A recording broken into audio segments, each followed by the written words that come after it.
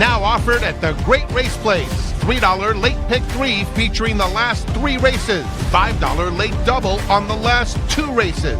Both with a player-friendly 15% takeout. Every race day at Santa Anita Park. We did it!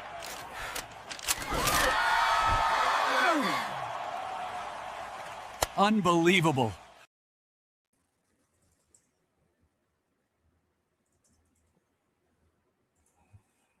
Hello, everyone.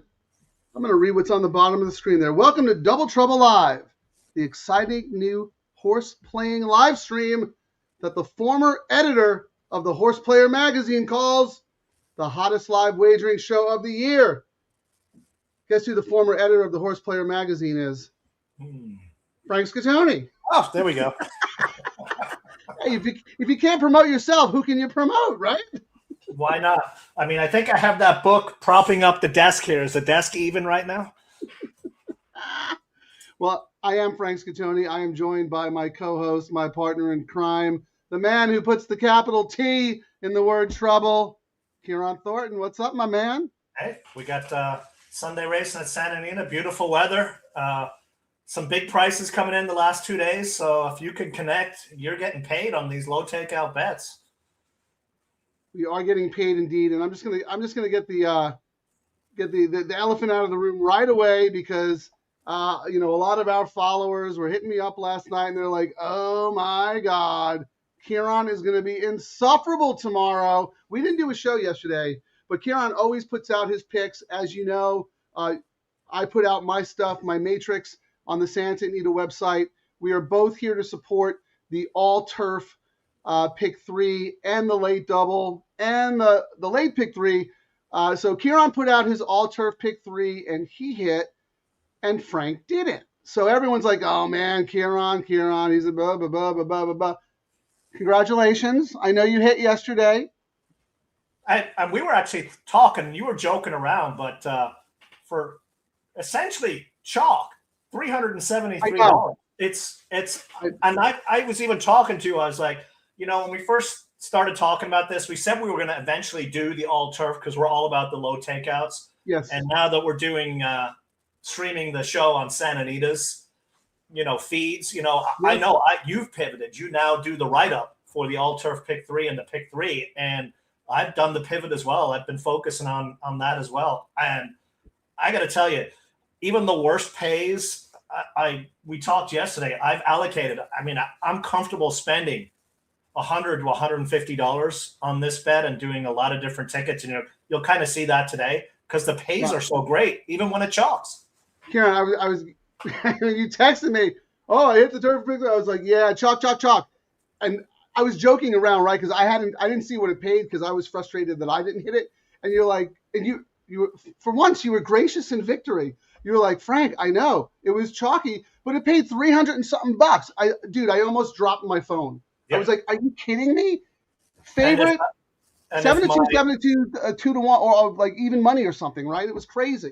And then if my one that I needed to win an NHC had won that race, that was paying, I think, $1,100, Frank. It was just that's right. You were alive and going into the last race.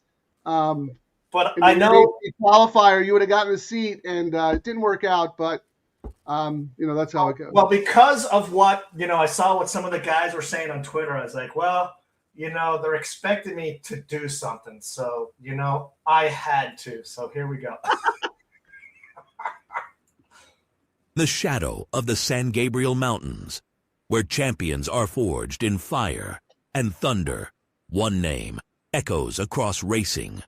From the claiming ranks rises a force no one saw coming, unrelenting, unbreakable, defying every odd, every rival, every doubt.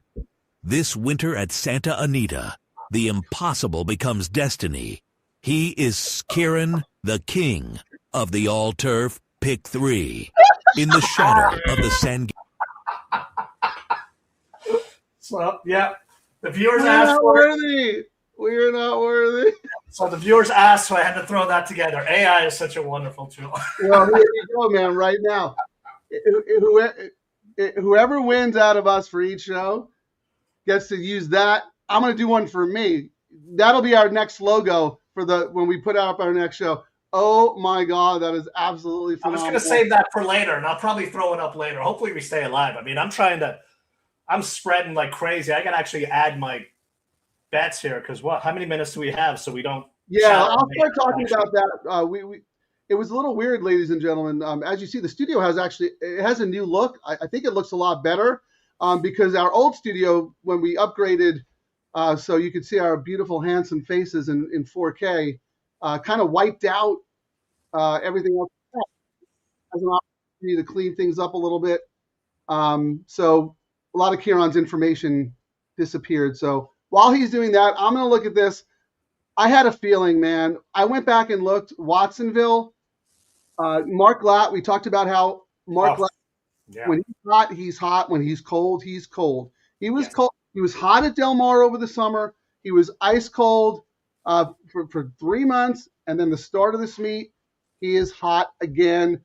I had Watsonville as like my 5th choice in the race, and for my write-up on the Santa Anita website.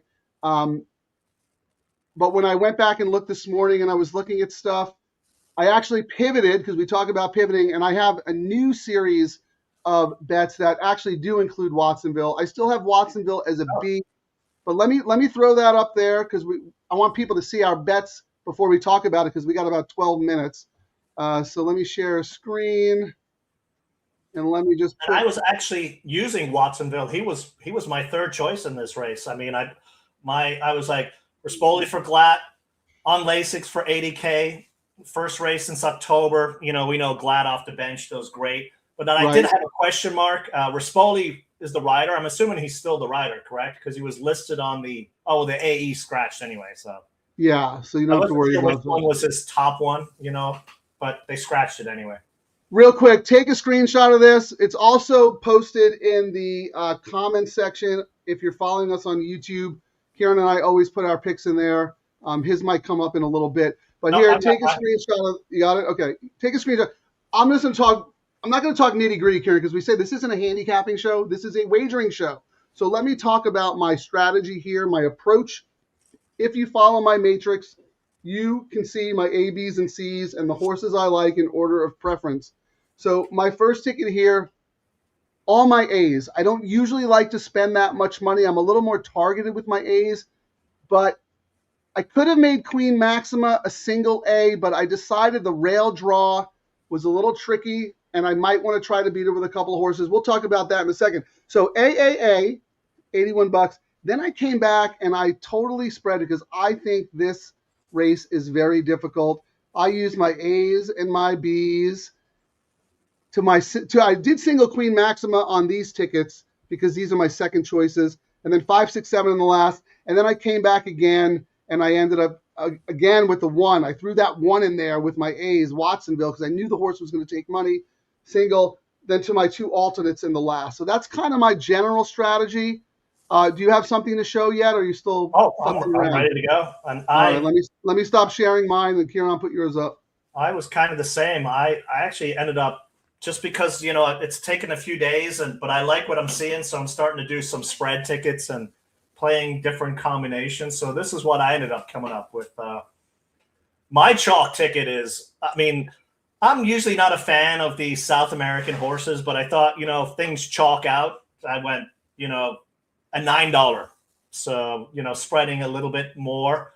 You want to hit that combo 3 times. Correct. Because if it pays light, at least you have it 3 times. Okay.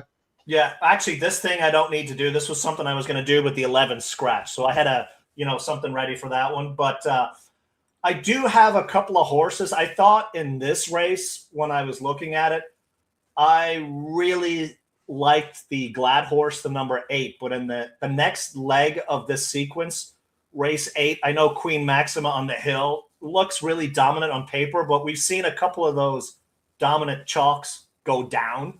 So I actually thought the number 8 on the outside, Rispoli for Glatt, was going to be one that I liked a single. And then every one of my bets is going to go through 2 horses in the last leg, Frank, the 6 and the 7. I'm hoping I'm going to get prices. So I'm taking a swing and you know, if I hit, I'm going to get paid, and if I don't, you know, I have a chance for some good money. You know what, Ciaran? I am so happy to hear that because I'm with you. I'm 5, 6, 7 in the last. Both of us are against the 8, who I think is going to get hammered. Yes. The morning line 2-1 favorite, the Saddler horse, Yakuza or whatever. I think that horse is going to get hammered, and both of us are skeptical about that horse. So Correct. I think we're looking at very good value if we can get alive to the nightcap and beat that 8. So that's essentially. I mean, Maxima. Any other post draw that would have been great. Single, total single.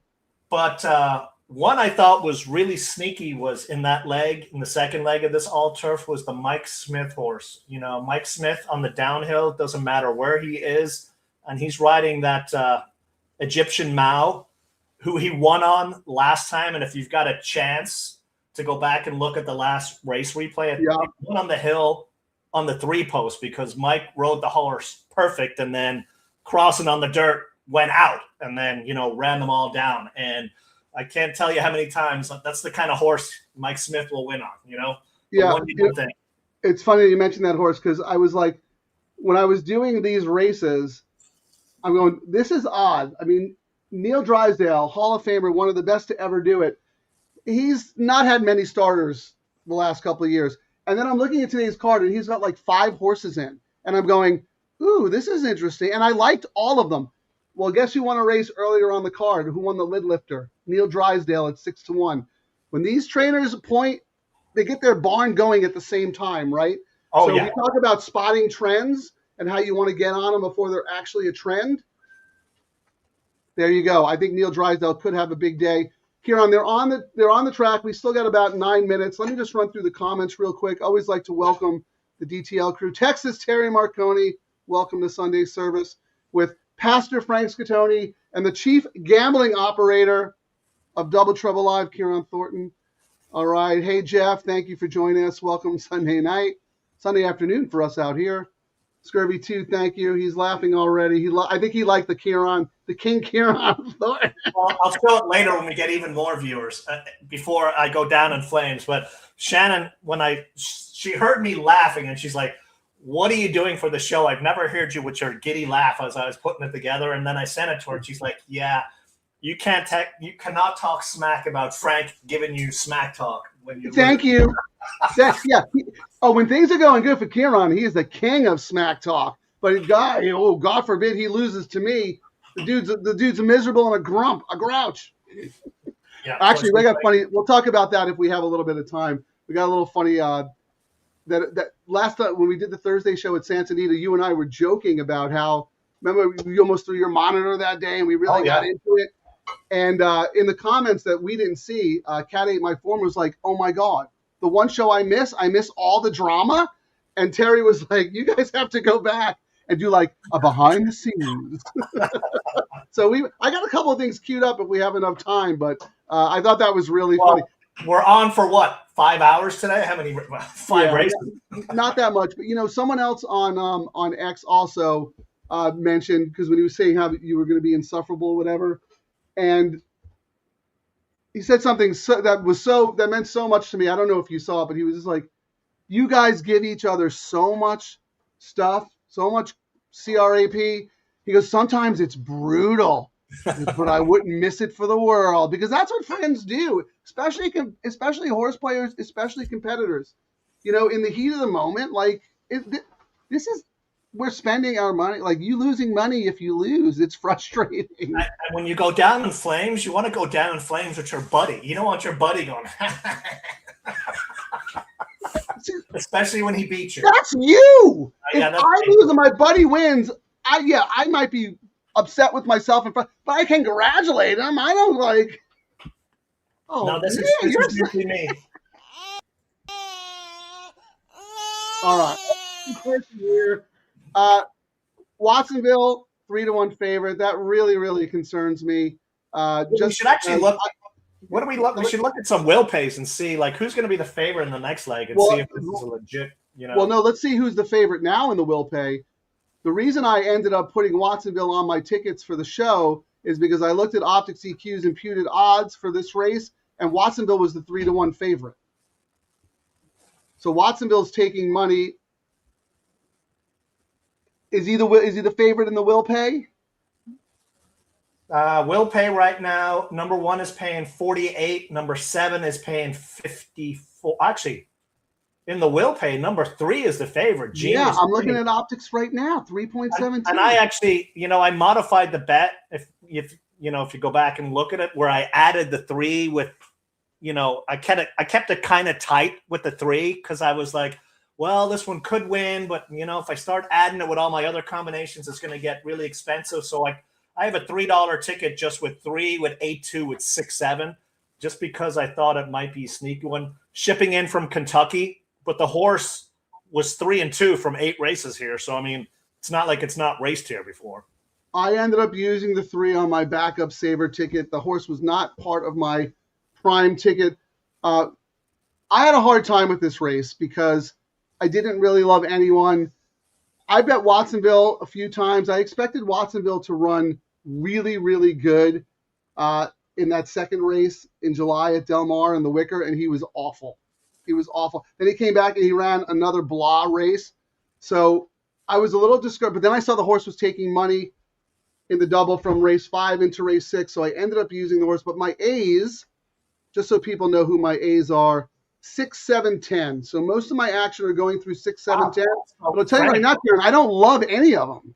If I was forced to single in this race, I guess who my single would be. I mean, if it was a different jockey, I would have had a ticket singling it. Spycatcher, the other Glatt. Yeah, But I just wish there was another jockey, not to diss him, but I was hoping Glatt would have put his main guy on that horse, and then I really would have pressed it a lot more. But I mean, Glatt does use Lascano, but it's usually on his B team, Yeah, but I thought everything's set up for that one, and I was going through. I mean, I'm trying to pull up my notes here, what I said. That horse fires every time, and I mean, that horse ran second in the Hollywood Derby as a 3-year-old before the horse. I'll say for you guys who like exotics, Spycatcher, the number 8, 12 straight races in the trifecta. An absolute horse. If you're doing those exactas and tries, that is a must-use. 12 straight races in the try. And sometimes we see that eventually they get to win. You know what I mean? And it's not when you think they're going to win. Well, let me put it out to the DTL crew because what do we have? 5 minutes or so? 1 minute. Who do you guys like? Who are you rooting for? Put your plays up there. Dracula, 3 furlongs, race 6, number 4. Number 4 that's Sadler and Aramillo. Aramillo's on fire. Not one that I came up with. Racing Downwind. Good afternoon, gents. Same to you. Let's put your picks out. We can talk about a lot of fun stuff in between because we're going to have a dirt race before we get to the late pick 3. Any thoughts, Ciaran, here? Let's see, going in the will pays, the pick 3. The 3 is the favorite in the double in the will pay, like we said, which surprises me.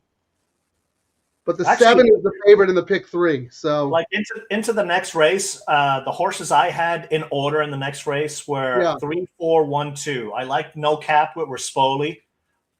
Then we've got the 4, Tiago for Peterson. They're 2 for 2 on price horses. That's who I like. The trainer stats are off the page. Like Turf to Dirt, like the next race, he's 37%. And then Genesco is another kind of horse that Smith would win on. Sharp works off the bend, and I thought it's worth using in some bets and will pays. And I was thinking I actually have a double going, a Mike Smith double from.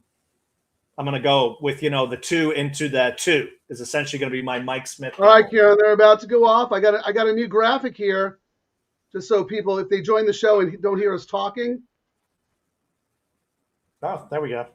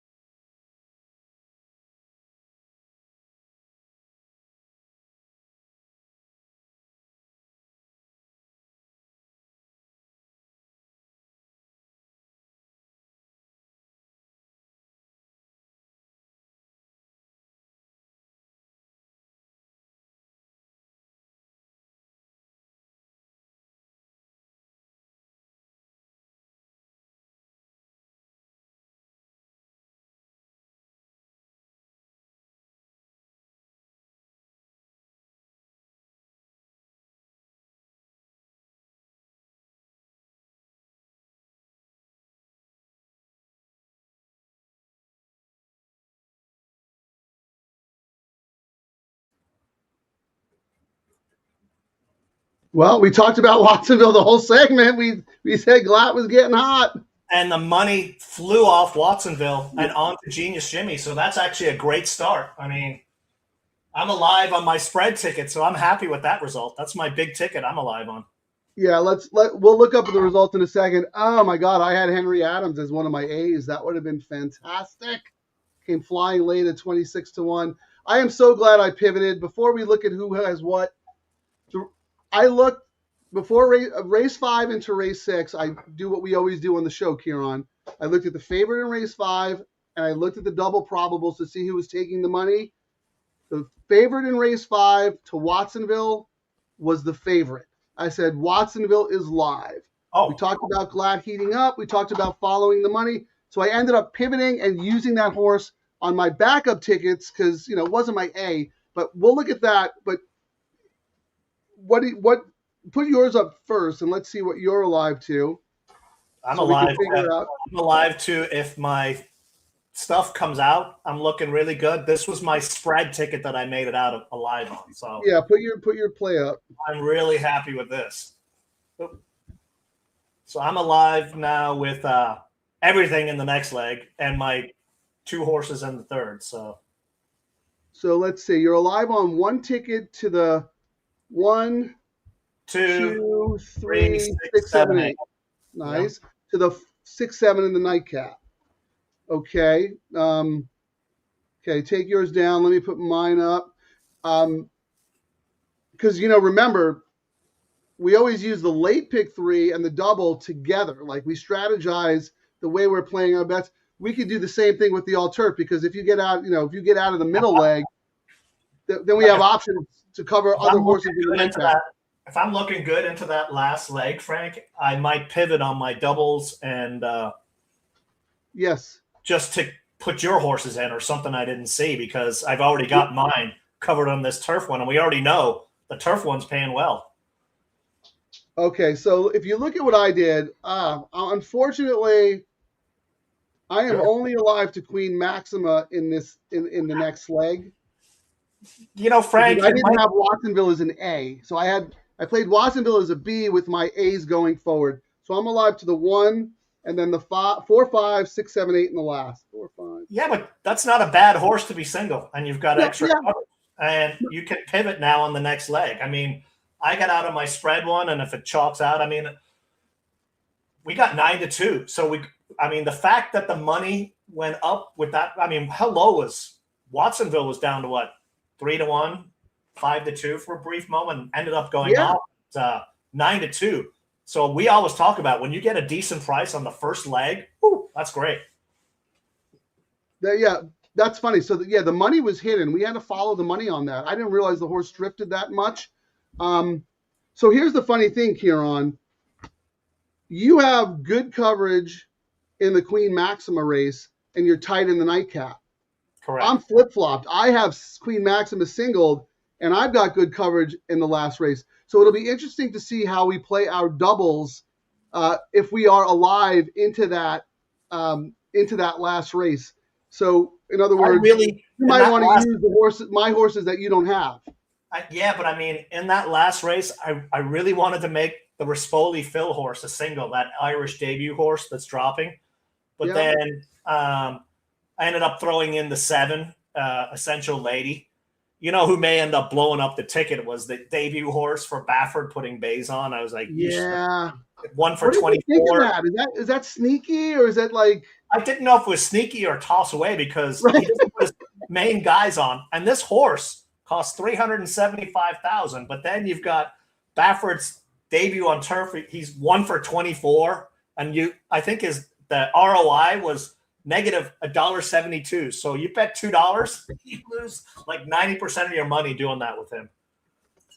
And then I thought the favorite in that one, the 8 Urac, JJ for Sadler, who's ice cold. I mean, Bullet works. Barrios hops on, but we've kind of talked about it. JJ has gone a little off right now, and Sadler's off. So I thought it was, if there was a chalk I wanted to try and beat, it was that one. Yeah, I mean, I think you're talking about the last race. Yeah, the last race. Yeah, that's to me, Ciaran, that was the key to the whole sequence because that horse is 2-1 on the morning line. I would be shocked if that horse didn't go off at 7-5. That debut race on paper looks phenomenal. Almost won going long on turf at first asking, which is almost impossible. Everyone is going to gravitate to that horse, and both you and I are lukewarm on the horse. I like three others. And I thought, if I go down in flames and don't win today, I'm going down by betting money to win big. And I thought, hey, if we can beat that horse in the last leg, Frank, and connect, we're looking at some nice pays, I think. Well, see, I love your optimism, Ciaran, because I'm going to say, first we got to get alive to that last race. Well, you have a lot more coverage in the Queen Maxima race than I do. You have a better chance of getting alive than I do. Even on that race, when I was looking at it, I was like, man, there was a time when I would have handicapped that race and went, oh, Queen Maxima, yeah, I don't care what post. Yeah, single. But now, after seeing what I've seen, and a couple of times I've gone down in flames with obviously the best horse just getting hammered, into the rail or whatever, because that one on that rail, if there was 6 horses in that downhill race, I would have upgraded the horse. But 9 horses, when you start going out 7, 8, and 9, that just makes the world of difference when they sweep for home out there, Yeah, you're making a great point, because if you remember, one of the things early on, it might have been the very first show we did when the meet started. Anmer Hall was odds on down the hill, breaking from the rail. And he got put into the rail, and Freyzu broke his foot, and the horse had to get pulled up, and that horse was like 3-5. And both of us said, let's beat him. It was like a 12-horse field, and the horse was taking all the money. So crazy things can happen. It is a weird course. You don't want to be at the rail, but if you do want to, one horse who could win from the rail is Queen Maxima.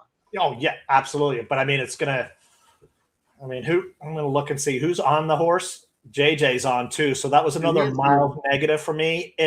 Believe it or not, if Mike Smith was on that horse, I would have absolutely singled that horse. Crazy as it is, because I can't tell you the amount of money I've made on Mike Smith, on favorites and long shots. Just that thing. He knows on the inside, you're going to see him sweeping on the outside, to win, is what I'm hoping. I'm going to tell you to hold that Mike Smith thought for a second. I know we joke about how we do so many hours of talking that sometimes we repeat ourselves and tell the same story. I want you to tell the Mike Smith story, because we have a lot of new followers now that we're on the Santa Anita platform. But before you do that, let me just roll through the comments real quick. Dracula 3 Furlongs, I think this is your first time watching the show. Thank you for joining us. Thank you for your participation. If you get a chance, tell us who those silks are. Those are pretty sharp. I like that, the green with the big star in the middle. Thank you for coming on the show, Jeff. They're off. Thank you, Jeff. We always need a reminder, because Ciaran and I do like to talk. Racing Downwind 139, you are alive. Congrats, my friend. I love that our international audience shows up on the Santa Anita Sunday days. I don't know what that means, but I hope you were successful. We need a translator, man. Can we get a little box at the bottom that has some closed caption translation, something for us? Happy Sunday, guys. But yeah, everybody, you guys can also talk amongst yourselves in the chat. So back to Mike Smith, Ciaran, because you have a very storied relationship with Mike Smith. And my dad as well. Like if I needed Mike to win on Flightline for massive stacks of money, somehow he would run second on it. He used to always, my dad was the same.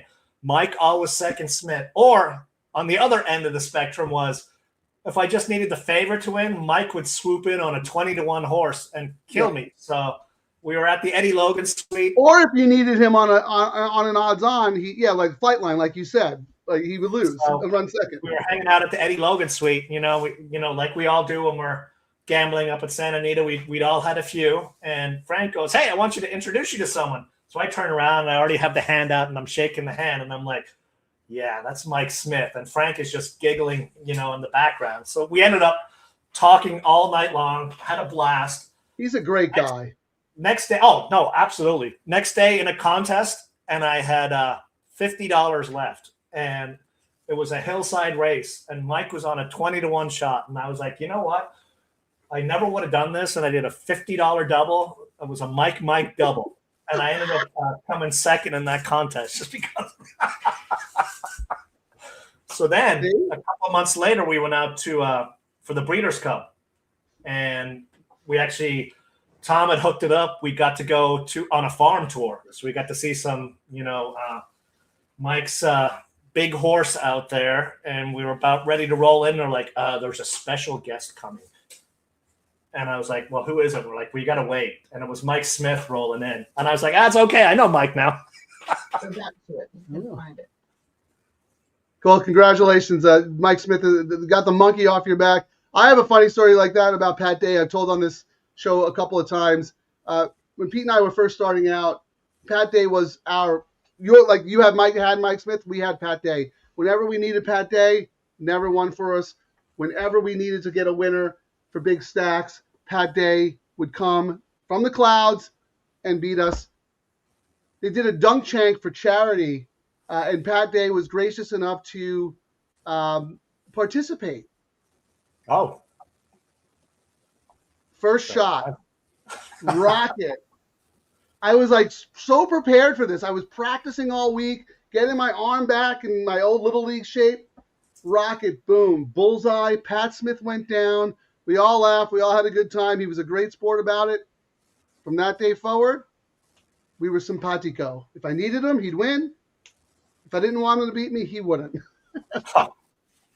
So very similar story. So I was a little distracted there because Terry came out with the translation, and I think this means who won, if I'm right. Well, the one, Watsonville, ended up winning in that race. But let's talk about the upcoming races. And Ciaran, I didn't really pay much attention to this dirt race, so if you have something to say. I figured we were on, so I handicapped all the way through. I figured I knew you would because you're going to bet it. I'm betting it, yes. So I ended up my rankings for this race were 3, 4, 1, 2. No cap, but I mean we're not getting a whole lot of value. But how do you bet against Rispoli right now? But I'd rather him save his winning ways till the last race. But yeah. And you know what? I'm actually glad that we're on early because now we can actually look at the double pays from this leg going into the start of the late pick 3. Yes, we could look at. Let's see what 4 is paying into the next race. 4 into 1 is paying $8, Frank, and the next lowest price is the 8 at $32. Like 4 is probably going to be 1 to 5. Just looking at what these pool numbers are paying. 4 in the first leg.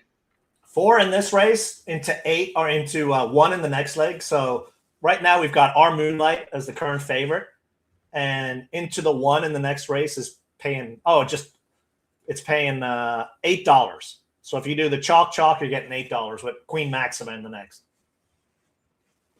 Yeah, anyone taking sneaky money other than Queen Maxima, let's say the one that I thought who was going to be the favorite in the next leg is Nave Bell, that Rispoli horse, the number 8.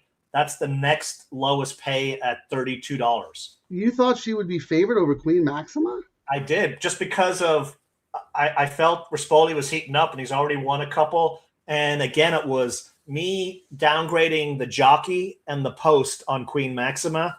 Right, that's you though, but the public's not going to do that. No, the public's not. But I thought maybe people are going to start seeing that trend as well. I thought maybe today, Rispoli's on. You're giving people way too much credit. That's why we do this show, because we like to dig deep and actually do the work.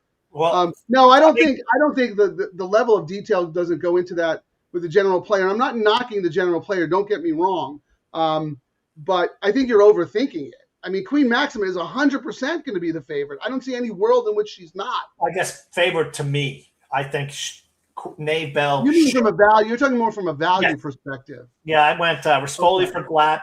First time hill, which would probably be a downgrade for a lot of people, but they're dropping in class. And I said, should go off as the favorite just based on cold jockey and bad post for Queen Maxima. And then in Capitals, I was like, great post is what I thought. Like, great post. Yeah, for Navy Bell. And Glatt's heating up. I went back and tried to figure out ways to use Navy Bell only because of the Glatt thing and the post thing. My problem with Navy Bell is that I'm not sure she wants any part of 6.5. But when Glatt's heating up, you have to pay attention. What about Spicy Bug? I like Spicy Bug a little bit too. I saw you went on Spicy Bug, and I looked a lot of times, and I was like, I see it, and it's tricky, but I liked some other ones more. So I was like, I'm going to end up making my ticket too expensive. So, I mean, I talked about how I went on number 2, the other Mike Smith horse, but the sneaky one I thought was number 3, Princess Mocha, with DeMoro, has won 2 in a row, one of them being on the hill. I mean, the one negative for that one is the last race, the horse won from the 9 post and it goes inside. So that was a mile downgrade. But I liked Miss Lizzie, because we've been talking about how he likes everybody, ladies and gentlemen. Well, look at my ticket. It was a spread one. I'm hoping for chaos, but you know what? You know what's happened on the hill this season, Frank? Every time I single on the hill on a chalk, the chalk goes down, and when I spread, the chalk wins. So you're looking good on your ticket, because it's not because you spread, but it's not that you like. It's not that you like everyone. It's actually that you don't like anyone. That's why you're using everybody. and there was enough reasons for them. Like, for example, Miss Lizzie, Jara for O'Neill are winning everything under the sun. Good post. Yeah. The horse actually likes the hill. 7 races on the hill, 2, 3, and 1. And this is the first time this jockey's on. And then we talked a little bit earlier, a sneaky one, Rosie Jeeks at the number 7, Drysdale. Very cold, but you talked about how he's starting to heat up. And most people probably missed the fact that this is actually a Chad Brown horse shipping in and going to this trainer. And people might have overlooked that. This is why I love Ciaran, because he doesn't let anybody else handicap. He wants to be the chief gambling officer and the handicap. Scurvy Tooth asks about Spicy Bug, and then Ciaran talks about every horse that he likes. Well, let me tell you about Spicy Bug, because Spicy Bug is an A for me. Spicy Bug easily won a ratings handicap over this course 2 back. So toss her try in the Matriarch, where she was overmatched. She might be overmatched in here against Queen Maxima, but she loves Santa Anita, and she should be fit cutting back after that mile race. My A's were 1, 4, and 7, but because I didn't have Watsonville as an A, I had Watsonville as a B. I am only alive to Queen Maxima, who was my top A in the race.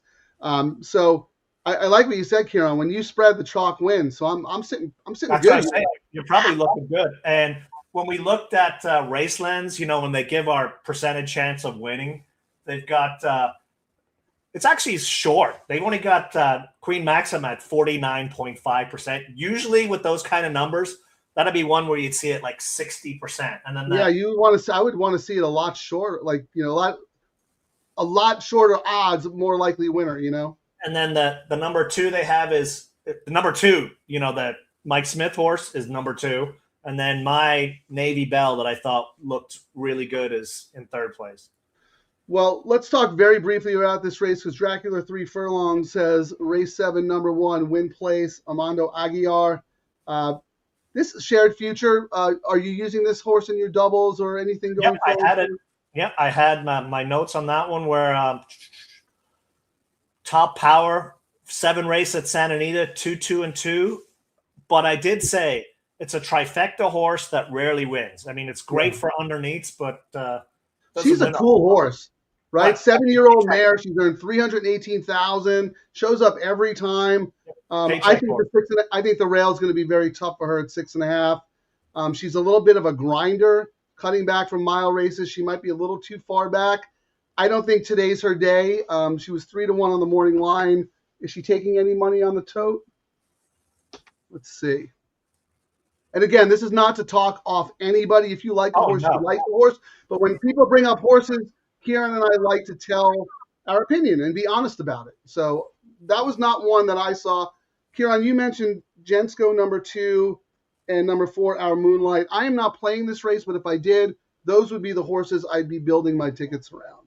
Yeah, notes were Mike Smith, big price double, see what the Will Pays are playing. So let's see what 2 into Queen Maxima is paying.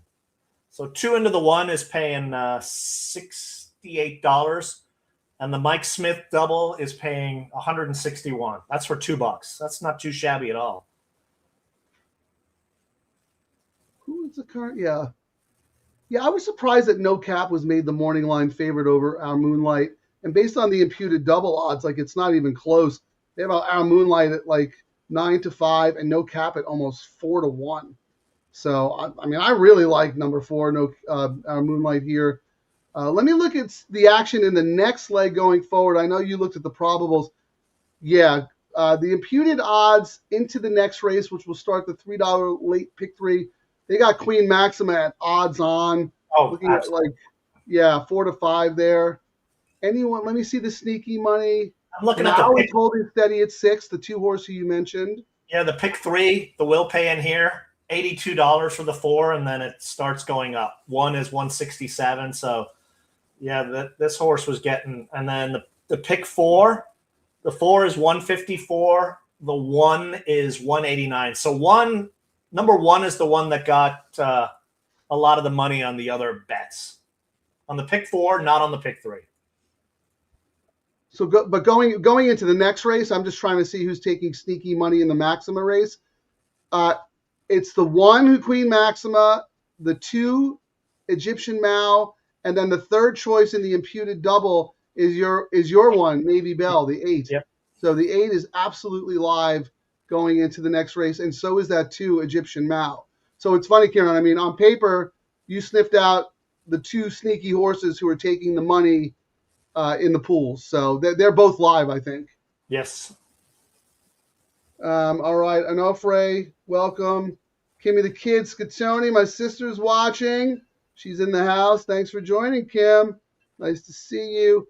What else do people have cooking here? Looks like Dracula 3 is going to play an exacta box. 1 and the 4. Okay. You're going to get some value there, right? Because the 1 is 5 to 1. Yeah, this is interesting. Ciaran. Yeah, I'm trying to see if I'm looking at some of the will pays here. If I just toss this 4 and use my other horse. Wasn't the 4 your top pick? Yeah, but I'm looking to get better pays because I would have to hammer it. I mean, the 3 was actually my top pick, Frank, not the 4. I went 3. Oh, okay. I'm sorry, I misunderstood. So I'm looking at. I don't like the 3. Let's upgrade now. Double upgrade. How much money?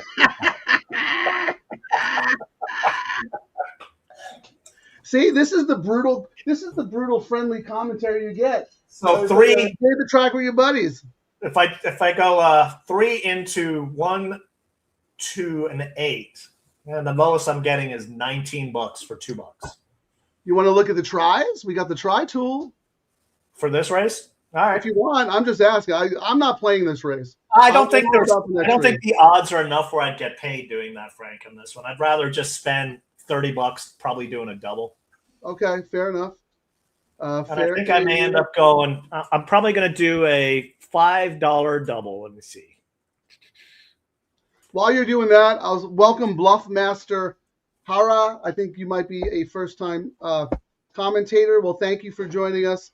Santa Anita Race 10, the 8. We talked a little bit about that horse. On paper, that horse looks phenomenal. That is a John Sadler horse. Debuted going long on turf and almost won. Ran a really, really good race. That is not an easy thing to do for a first-time starter. Seemingly, Ciaran and I would have been all over that horse, but we're not. And we could talk about some reasons, when we get closer to the race. But the horse is 2 to 1 on the morning line. I think the horse is probably going to go off at 6 to 5. So there's not going to be any value, in my opinion.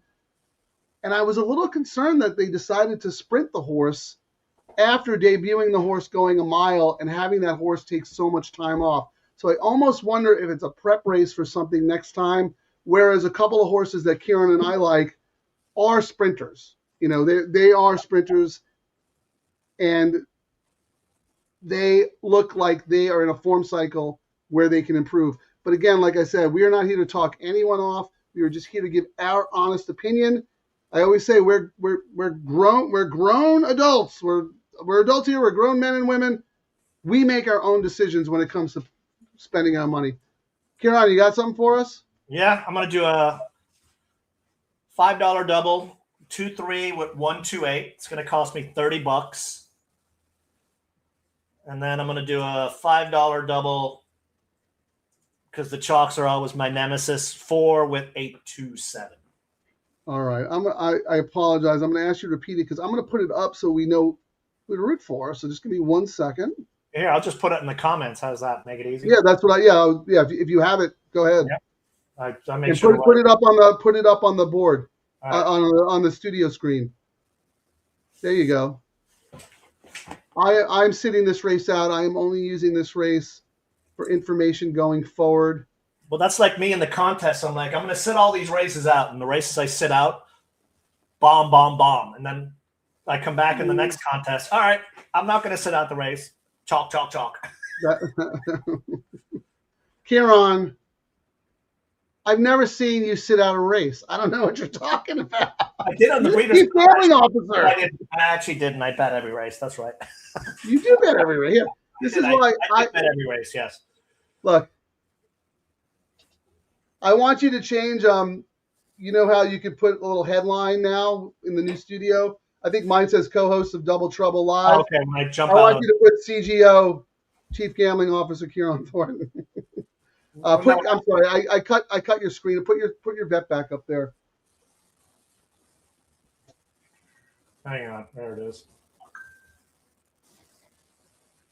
Just to have some interest, and I handicapped the race because we were on here, so I may as well. I'm hoping the Mike Smith double comes to fruition, and I mean it was paying.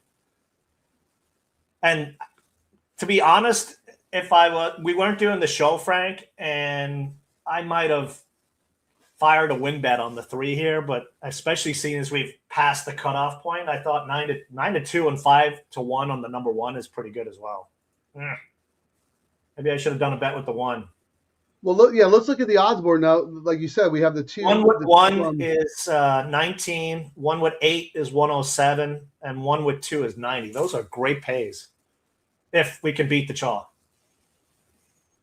Although, what's going to end up happening? I'm going to go back and go, I hit the winner of this race, and then I'm going to go, I spent $90 to win $91. Yeah, that happens a lot with you.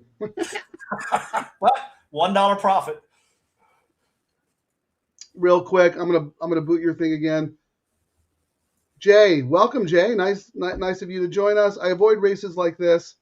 4 horses off for over 120 days. I have the 1, 3, and 5 as being better than the 4, but the 4 is getting all the money. Pass. I love that comment. We don't have to bet every race. Nope. You do not try to put a square peg in a round hole. I love your discipline. I love your analysis. This race obviously does not fit the criteria of a race where you want to get involved in. So thank you for sharing that comment. This is the first time in a while, if it doesn't change. So the win money on the 4 is 43,000 and the place money is 55. We're almost at my 8-1 number. Actually, I think we're right at the 8-1 number right now as a legit, my dad's theory. Yeah, why don't you explain to first-time listeners what that is again? When we used to go to the OTB, we had some old-timers, and they would believe a chalk if the chalk's win money was at least 8 times the place money. And that meant they really felt comfortable in that chalk. We don't see it too often. It's now 10 times, Frank. This is the first time I've seen this in a while. So they're betting this horse place is not an option. This horse is either going to win or finish up the board. And the 4 into the 1 in the next race, Frank, is paying $4 now. Whoa! That's for $2, not for $1, for $2. 2-1. Yeah. Well, you're going to get 4 to 5 to a 3 to 5, so that might actually be value. Yes. In a contest, somebody might whack that. No. I mean, we know guys who do that, and that's what they. I mean, this would be one. Looking at that money, where guys would be going, all right, I'm going all in on this ticket for the win. Yeah, build your bankroll, and if you're wrong, you're wrong. Yep. You live to fight another day. But if you're right, you double your bankroll, right? And you're in a much better position. Options. Okay, they're getting to the gate. Santa Anita is using a lot of drone shots, and the track is just so beautiful. My God. It is just one of the most majestic places on earth. I call it God's racetrack. The San Gabriel Mountains in the background. And they can never, I believe they can never build on those mountains, Frank. So we're always going to have that view. as long as the track's around. No, well, I mean, isn't that all? That's all It protected is. land? It's a historic. Yeah, I believe it's a historic property, which is amazing. Well, no, just even the views though, the mountains around there are all national park. Protected. Yeah. Okay. Yeah. I don't think So it's ever Dan- going to go away. Dan H is going to go 4 with 1-3, and then 1-3 with 1-3-4. Thank you for joining us again, Dan. I know it's a big football day for a lot of people, so we appreciate you coming on with us. I'm going to put Ciaran's bet back up as they get into the gate. Oh, I might have to bump you, though, because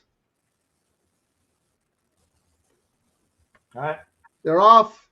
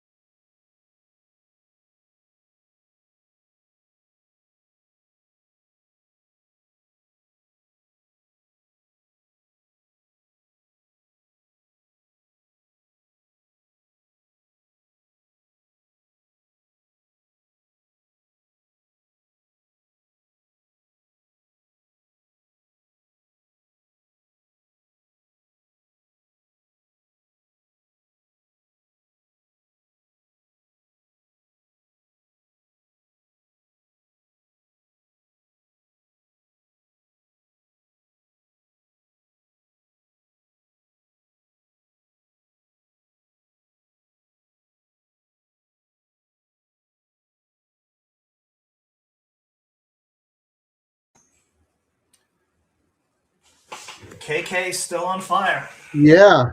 Well, talk And that's- about that. You're a big Phil- jockey guy. And Phil is starting to heat up now as well. That's something to pay attention to. The season's rolled around. The horses are, ready to roll again. Well, I'm going to give Jay the MVP of the show so far because look, nobody even talked about the 7 here. Not a race he wanted to bet. I was not interested in betting, but I was interested in using the information to formulate an opinion into the next race. So Dan actually, he didn't use the 7 either, but then he said he ended up canceling. He didn't like the probables. So This was an interesting horse, Frank. They shipped it in. Phil shipped it in from Oaklawn Park. let me look at the form here. Hasn't raced. I mean, nothing on the form would have had me even look at this shipper in. But hey, look what happened. And then, I mean, you know what we might have looked at? The horse cost $550,000. Hasn't really done anything. And back on, who knows? Right placement. It's a 5-year-old mare. I mean, I don't know. So I'm so smart that I'm gonna say, Jay, your birthday, January 17th. Am I right? I'm channeling. Yeah, it's hard to come up with a horse like this. I was with Jay. I didn't really like the race. There's no rule that says you have to bet every race. Just bet more money in the races where you have an opinion. Right? So Queen Maxima, what do you think, Frank? 1-5? Actually, let's see what I'm going to say 3-5. I don't think it should be that short because of the rail, like we talked about. I don't know. You think Navy Bell's going to be favored? 7 into the 1 was paying $46. The next closest was the 5 at 40.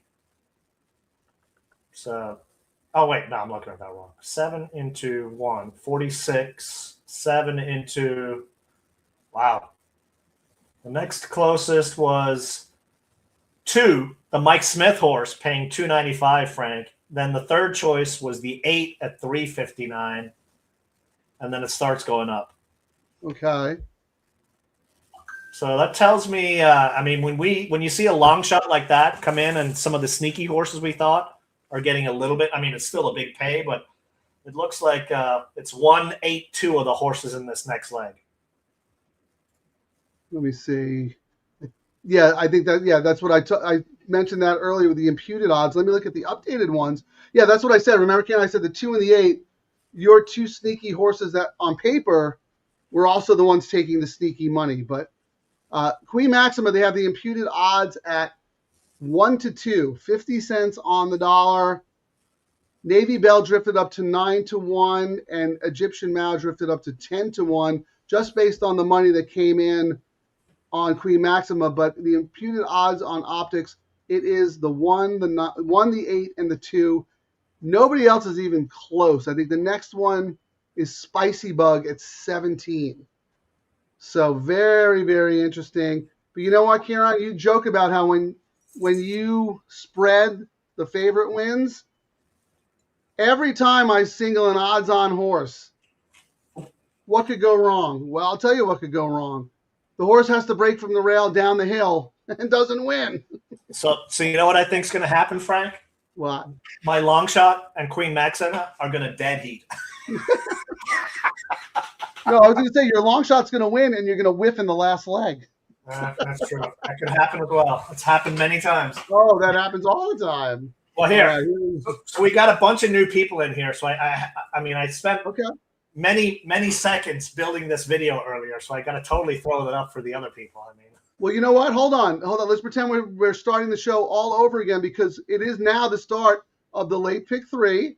So here we go. This is what we did at the top of the hour for people who are just joining us for our traditional $3 pick 3, late $3 pick 3 plus.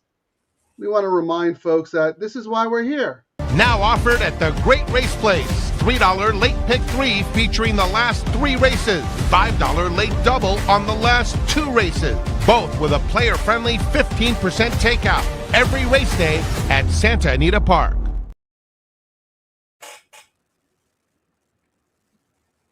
all right. So then I had to throw this up because I actually hit the all turf yesterday, and before I go down, look at him smiling. He's so pleased with himself. Look at him. Oh, I'm winning. I'm happy, Ciaran, now. It was so ridiculously funny to myself, but as the wife says many times, only I laugh at my own jokes because no one else will. But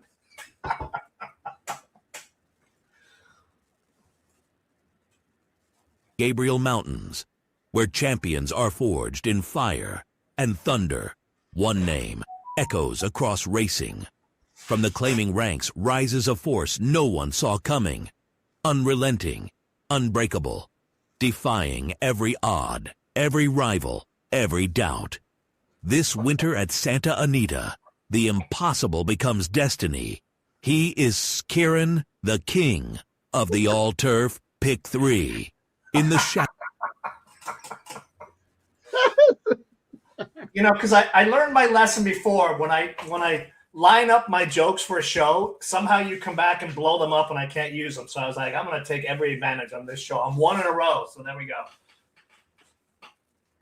I like that. I really do. It's really fun. I'm going to have to make one for me, like I said. So we'll have a little running gag where if you do better than me on one show, you get to play your promo. Oh my goodness, Frank. So they were 1 to 9 on Queen Maxima. You know, the first flood of money came in. 89,000 to win, 4,000 to place on Queen Maxima. That's a lot of money flew in that one. Flew in.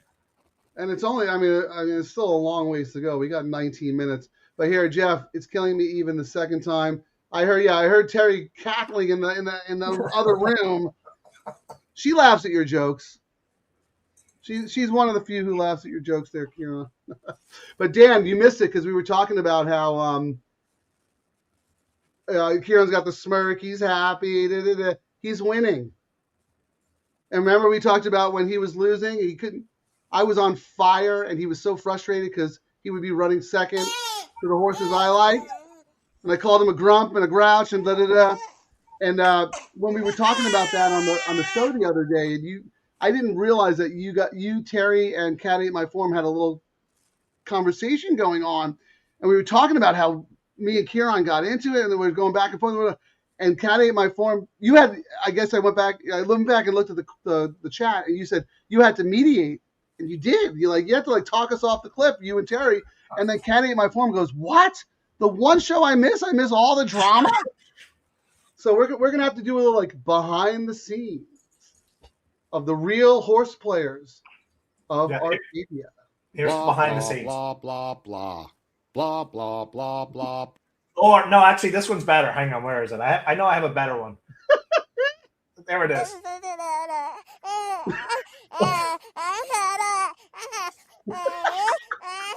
Gibberish. You know what? I actually believe you don't even listen to me. That's what I sound like to you in your head. When I talk, that's what you hear. I'm like the adults in Peanuts. That's the next one I'm gonna put. I'm gonna upload a no comment sound. No comment. All right, what are we doing here? Well, I guess we should see who Queen Maxima is alive. Yeah, let's start looking at get some serious. First, you know what? Before we do that, Ciaran, let's put up our picks for people who haven't seen, so they could take screenshots. Why don't you put up your screen first? Let me hide this so they can see. Well, I think I'm essentially alive to everyone in my all turf, but let's have a look. See. Well, yeah, the all turf, but I'm talking about the start of the pick three. Oh, yeah. Actually, we don't think we even shared how pick three plays yet. I had all of mine on there, so. I did too, but I mean, we didn't even discuss. So you go first. So, I mean, I talked earlier how I thought 8 was my sneaky one here. So I've got a really, my pick 3 is, I'm hoping Rispoli does the business. I really like the 9 in the next leg and my 2 horses in the last. So I took a swing at $30 because I figured if this hits, it'll pay really, really nice. And then a little bit of spread in the next leg. And then, I went chalk. Well, chalk in this leg, Queen Maxima. And I still thought I would get a price. We'll have to look at the will pays with the 9 in the next race. And then my 6, as you can see, I'm all about the 6-7. Not anything to do with the meme, but I'm all about the 6-7 into the last race. 2 $30 pick 3. Is that right? Yep. 2 times 3 is 6 times 3. Is that math right? $60? Yeah, it's 1 times 1 times 2 is 2 times $30 is $60. Yeah. No, times 3, $60. It's a $3 bet. Yeah. That's it. You're fired as the CGO. Yep, I'm fired. Gambling officer. See, I got to proofread his stuff.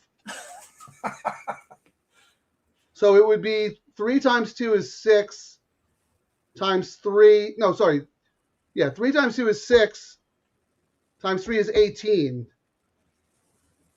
So that would be $30 that would be like $1 million. I did. Let me show mine while you're doing that. Right. I know you're a writer and not math. It's really easy. You do 30 times 2. It's not a $3 bet. You don't multiply the 3 by the 30. It's 30 times 2 is $60.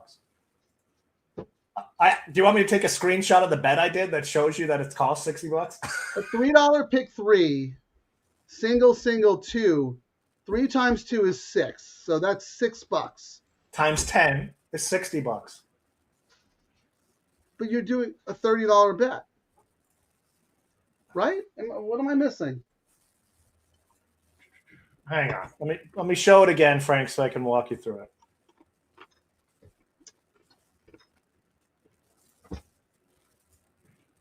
Mm-hmm. All right. So which one are you looking at? Right here. $30 pick 3, 8 with 9 with 6-7. 30 times 2 is $60, Frank. You got to take the 3 out of the equation. If it was just a $3 pick 3, it'd be 1 times 1 times 2 is 6. It would be a $6 bet. I'm doing that pick 3 times. 10 times 6 is 60. You're doing it 10 times? Yes. That's why it's 30. 3 times 10 is $30. Make sense now? Yes. No. I'm going to put it in my ADW and say, let's see. But I'm sure you're right, but that's funny. Well, talk about that because a lot of people just do the minimum, right? They don't even think about it. I thought it was one. I really like, certain horses, and I was like, you know what? I'm going to fire away. I really like, if the rail is going to compromise Queen Maxima, and I'm right about the last 2 legs, I'm going to get paid very, very well on that one. But I also have coverage with Queen Maxima, if the horse really is the second coming. But I thought in the next leg, which I found a really anything could happen race. So I was like, I can't go too deep, and it might be one of these races where people who are going to hit this pick 3 are going to go single maxima all in the next leg and then be tight in the last leg and get paid well. And I thought about it for a time, but I figured this is the way I'm going to take the shot at this one. Well, you know what, Ciaran? I'm very proud of you because you have a little bit of a conviction where the 8 is the value of the race. And you're not just playing the 8 defensively. You're attacking it. I mean, you'll have it 10 times if it hits. Like that is the way to play it. I mean, yeah, you could do that with Queen Maxima, fine, but you're actually doing it with a horse who's what is it? The horse on the board is now 11-1. That's but yeah. We'll go off that. But that is a really, really good strategy. I'll put mine up in a second. Jose Valdez, welcome, my friend. Let's go pick 3. I like the long shot in the last leg. Which long shot are you talking about? Let us know. I'll put my play up. Doug O'Neill, must consider him in every race. Who does he have in this one? Yeah, he's got Miss Lizzie, which Ciaran, it's one of all the horses that Ciaran is using. Racing Downwind. Glad for these classes because I remember missing 2nd grade as I was. Yeah, I missed the $3 pick 3 math class in 8th grade. Okay, let me put mine up.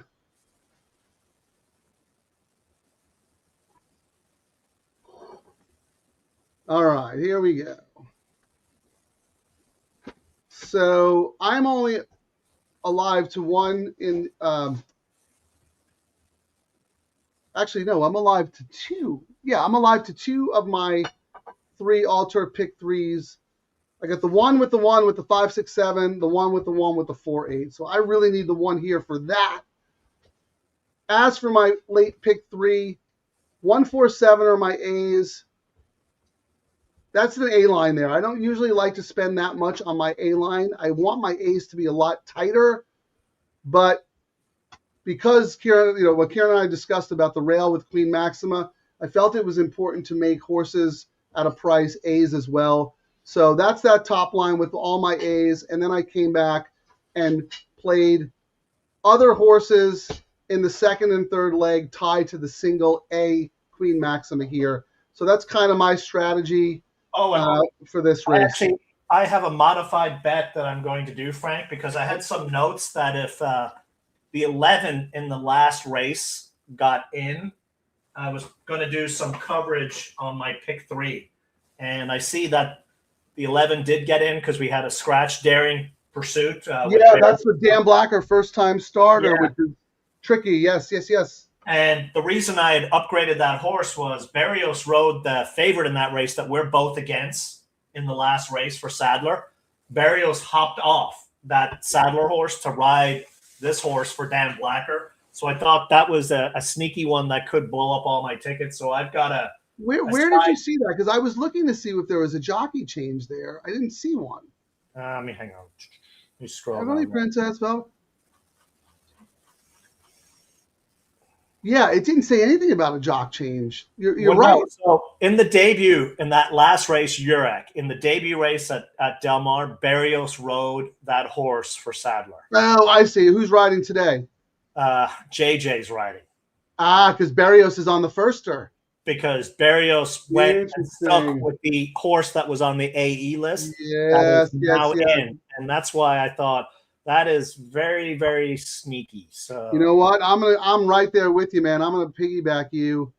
What do I want to do though? So this is going to be my extra. I'm gonna add it down here, but it was one of those ones I did the notes. I should have looked at it before we went on the show, Frank, but I'm gonna screenshot it now. It's gonna be another $30, but as I said earlier, I'm okay spending, 100 to 150 on these pick 3s because I've seen what, even when they chalk out, they've been paying pretty damn good. So they always pay more than the parlay. Yes. So this is going to be my pivot here on this one. Let me increase the size here. Sorry. So I had this if it gets in, so he got in. So I'm going to essentially go all my horses in this leg with 9, with 11. If I wanted to be cheap, maybe I should go cheap. I don't know. I'll have to think about it, but I think you absolutely have to use the 11 on a ticket in the last race. So in the middle leg, the 9 is a single for you? Yes. Okay. I'm looking. Well, I don't think I have the 9. That's O'Neill Jaramillo, right? Yeah, and I thought what most people, I think you actually wrote a note about it, Frank. That's a filly against the boys. Yeah. That's Well, why I was against the horse, yeah. But they're going a mile, Frank. Did you happen to notice the weight break? In 5 pounds light, 117 over 122 going a mile. Yeah, that's typical for fillies. I don't know. That didn't sway me at all. I don't know, I think it's a weird spot for the horse.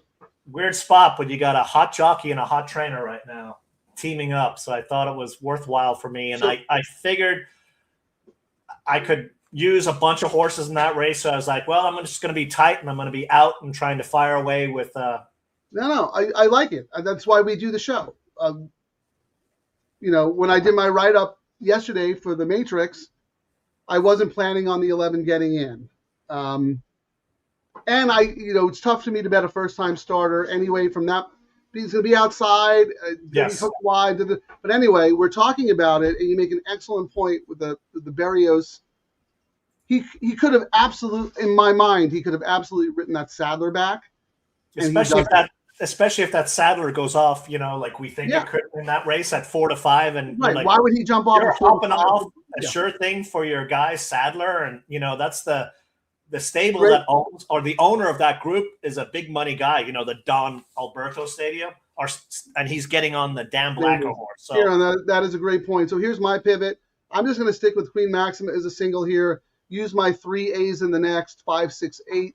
Do not have your 9. And then I got the 11. So that is added to my other pick 3s. So take a look there. Let's look at the tote. See if there's anything funny going on.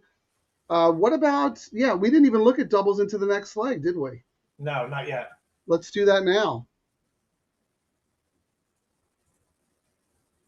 While you're pulling that up, let me get to the comments real quick. Oh, we got a lot of comments to go through. How much time we got? 5 minutes. Okay. All right. So real quick, Dan H. Yes, Doug O'Neill, and especially with Aramillo, racing down Wanglat. We've got that already. Yes. Thank you, Jay. I had a little brain freeze there. It's the end of a long week for me. Thank you. Dan H. Ricky Turf Sprint and outside post number 10 in the last. Did we even talk about the 10? I don't think we did. We'll have to. I did not even pull any notes. Yeah. But, I mean, I always look at the Ricky horses. McCarthy, first-time starter. To my detriment, I liked other ones a lot more than I didn't want to have to spread more because I'd spread a little bit. But McCarthy's got 2 first-time starters in that race. Hard to separate them. But, Ricky's great. Jose Valdez, watch out. Fasten Rock Sire, last race, number 6. He's looking at an upset. Yeah, the D'Amato import. I'm all about that horse. That horse is one of my A's, Jose. I'm 5, 6, 7. Ciaran is 6, 7 with his top picks in that race. Got to have faith in Rispoli. Yeah, well, Ciaran said the guy. I mean, you gotta pay attention. He's on fire.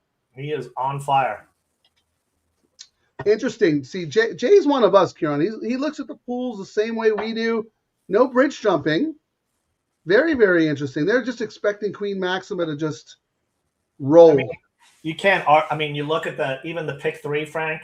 The one's paying $90, and the next closest is the 8 at $426, and the 2 at $546. I mean, you're getting 13 to 1 on the 2 right here with Mike Smith. I mean, if you're looking to do a win show or win place or some exotics, if you can beat Queen, you're going to get paid, I think. Yeah, I mean, you can make cases for a bunch of horses. The 4, I like we talked about Neil Drysdale. The 7 a little bit. The problem, if like Ciaran said earlier, if Queen Maxima was breaking from the 8 or 9 hole, take your money and go home. Like it's a cinch. But the rail creates problems. All right, my late pick 3 play 1-4, 1-4. All right, good luck. Just real quick, who is the 4? Did we talk about the 4 in here? Yeah, Spicy Bug. She's one of mine. And then lastly, SC3 Pete. Welcome. Look at this. Ice cold 298. Mic drop. There we Wow. go.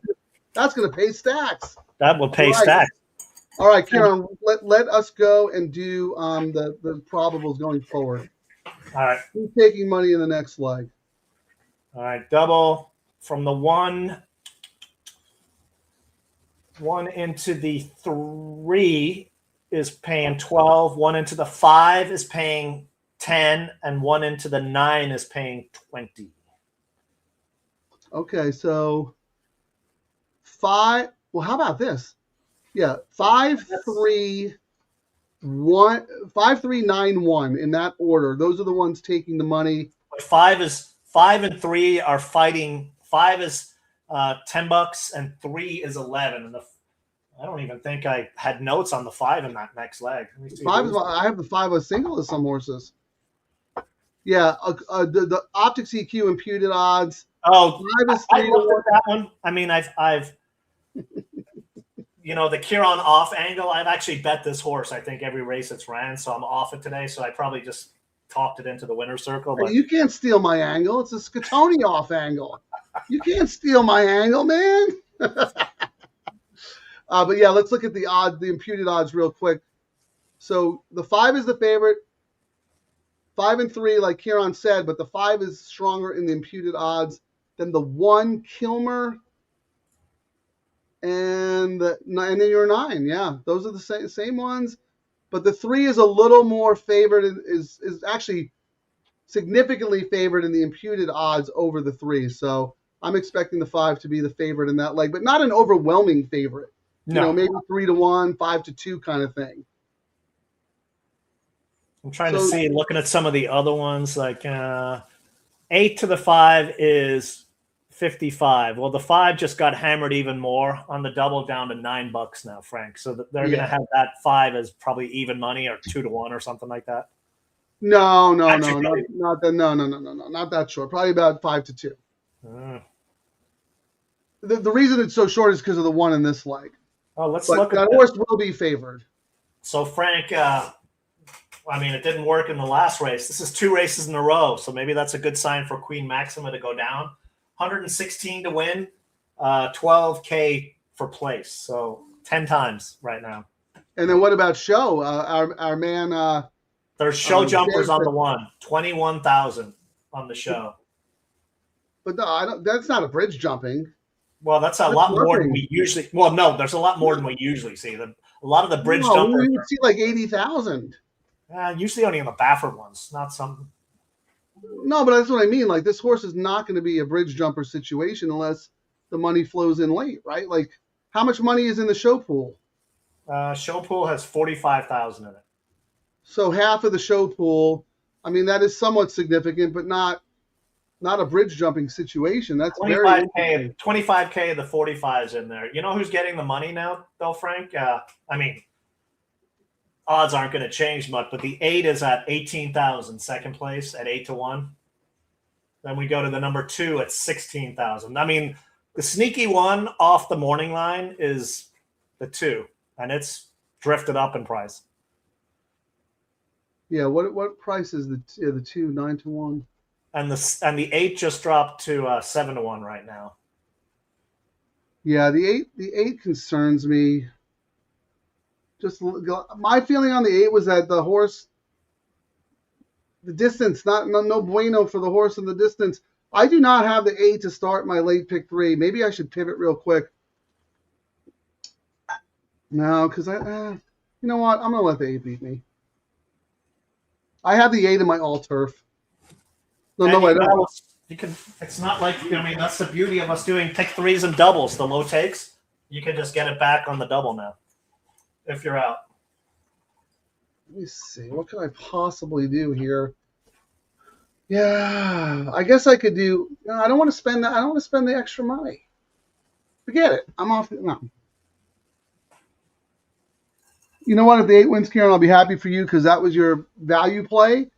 And I mean, your pick 3 started. You have a $30 pick 3 started here with the 8. So unlike you, where you would throw your monitor against the wall, if my sneaky pick won, I will be happy for you if the 8 wins, but I really just need my 1 to get home.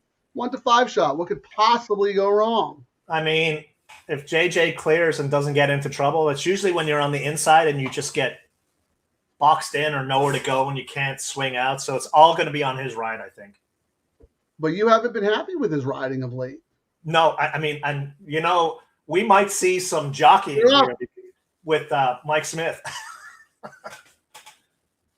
Good luck, everyone.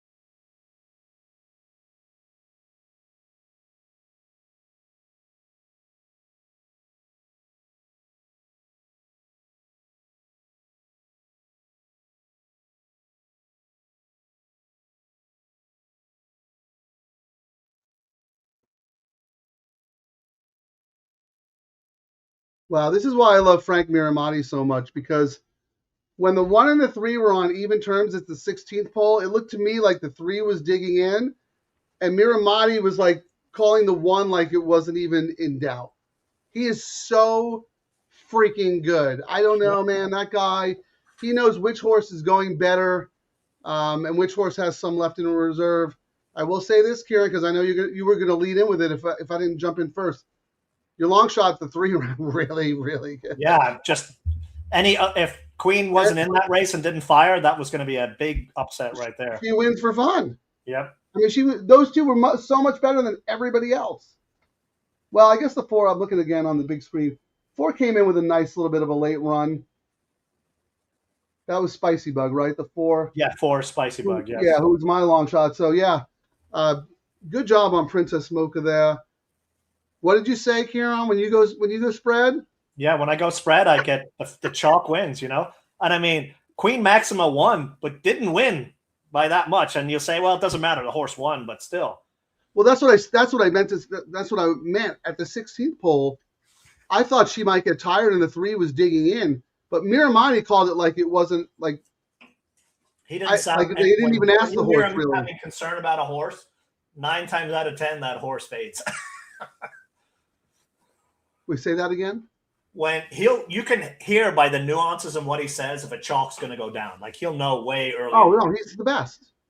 He's the only, and this is not a knock against other race callers. There's a lot of really, really good ones, but Miramati is the only guy that I trust to listen to and not watch the race myself. Like if I'm not watching the race, I know based on his call, other callers are really, really good, but I'm not confident that they're calling, seeing things that and I might be seeing if I'm watching it myself. He remembers every race. Like you'll talk to him I know. a couple hours later and you're like, so what did you think about that race? You'll be like, blah, blah, blah. Like he'll give you all this stuff and he's like, yeah, next that horse next out, if he'd done this and that, he would have won, you know what I mean?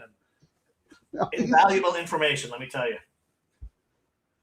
Speaking of Miramati, this hat here, the San Antonio Spurs hat, was a gift from Frank Miramati to Terry. He's also a really good guy.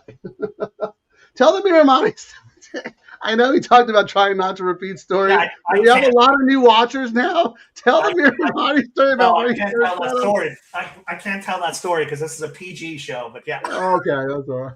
Well, I'll tell you a slight bit.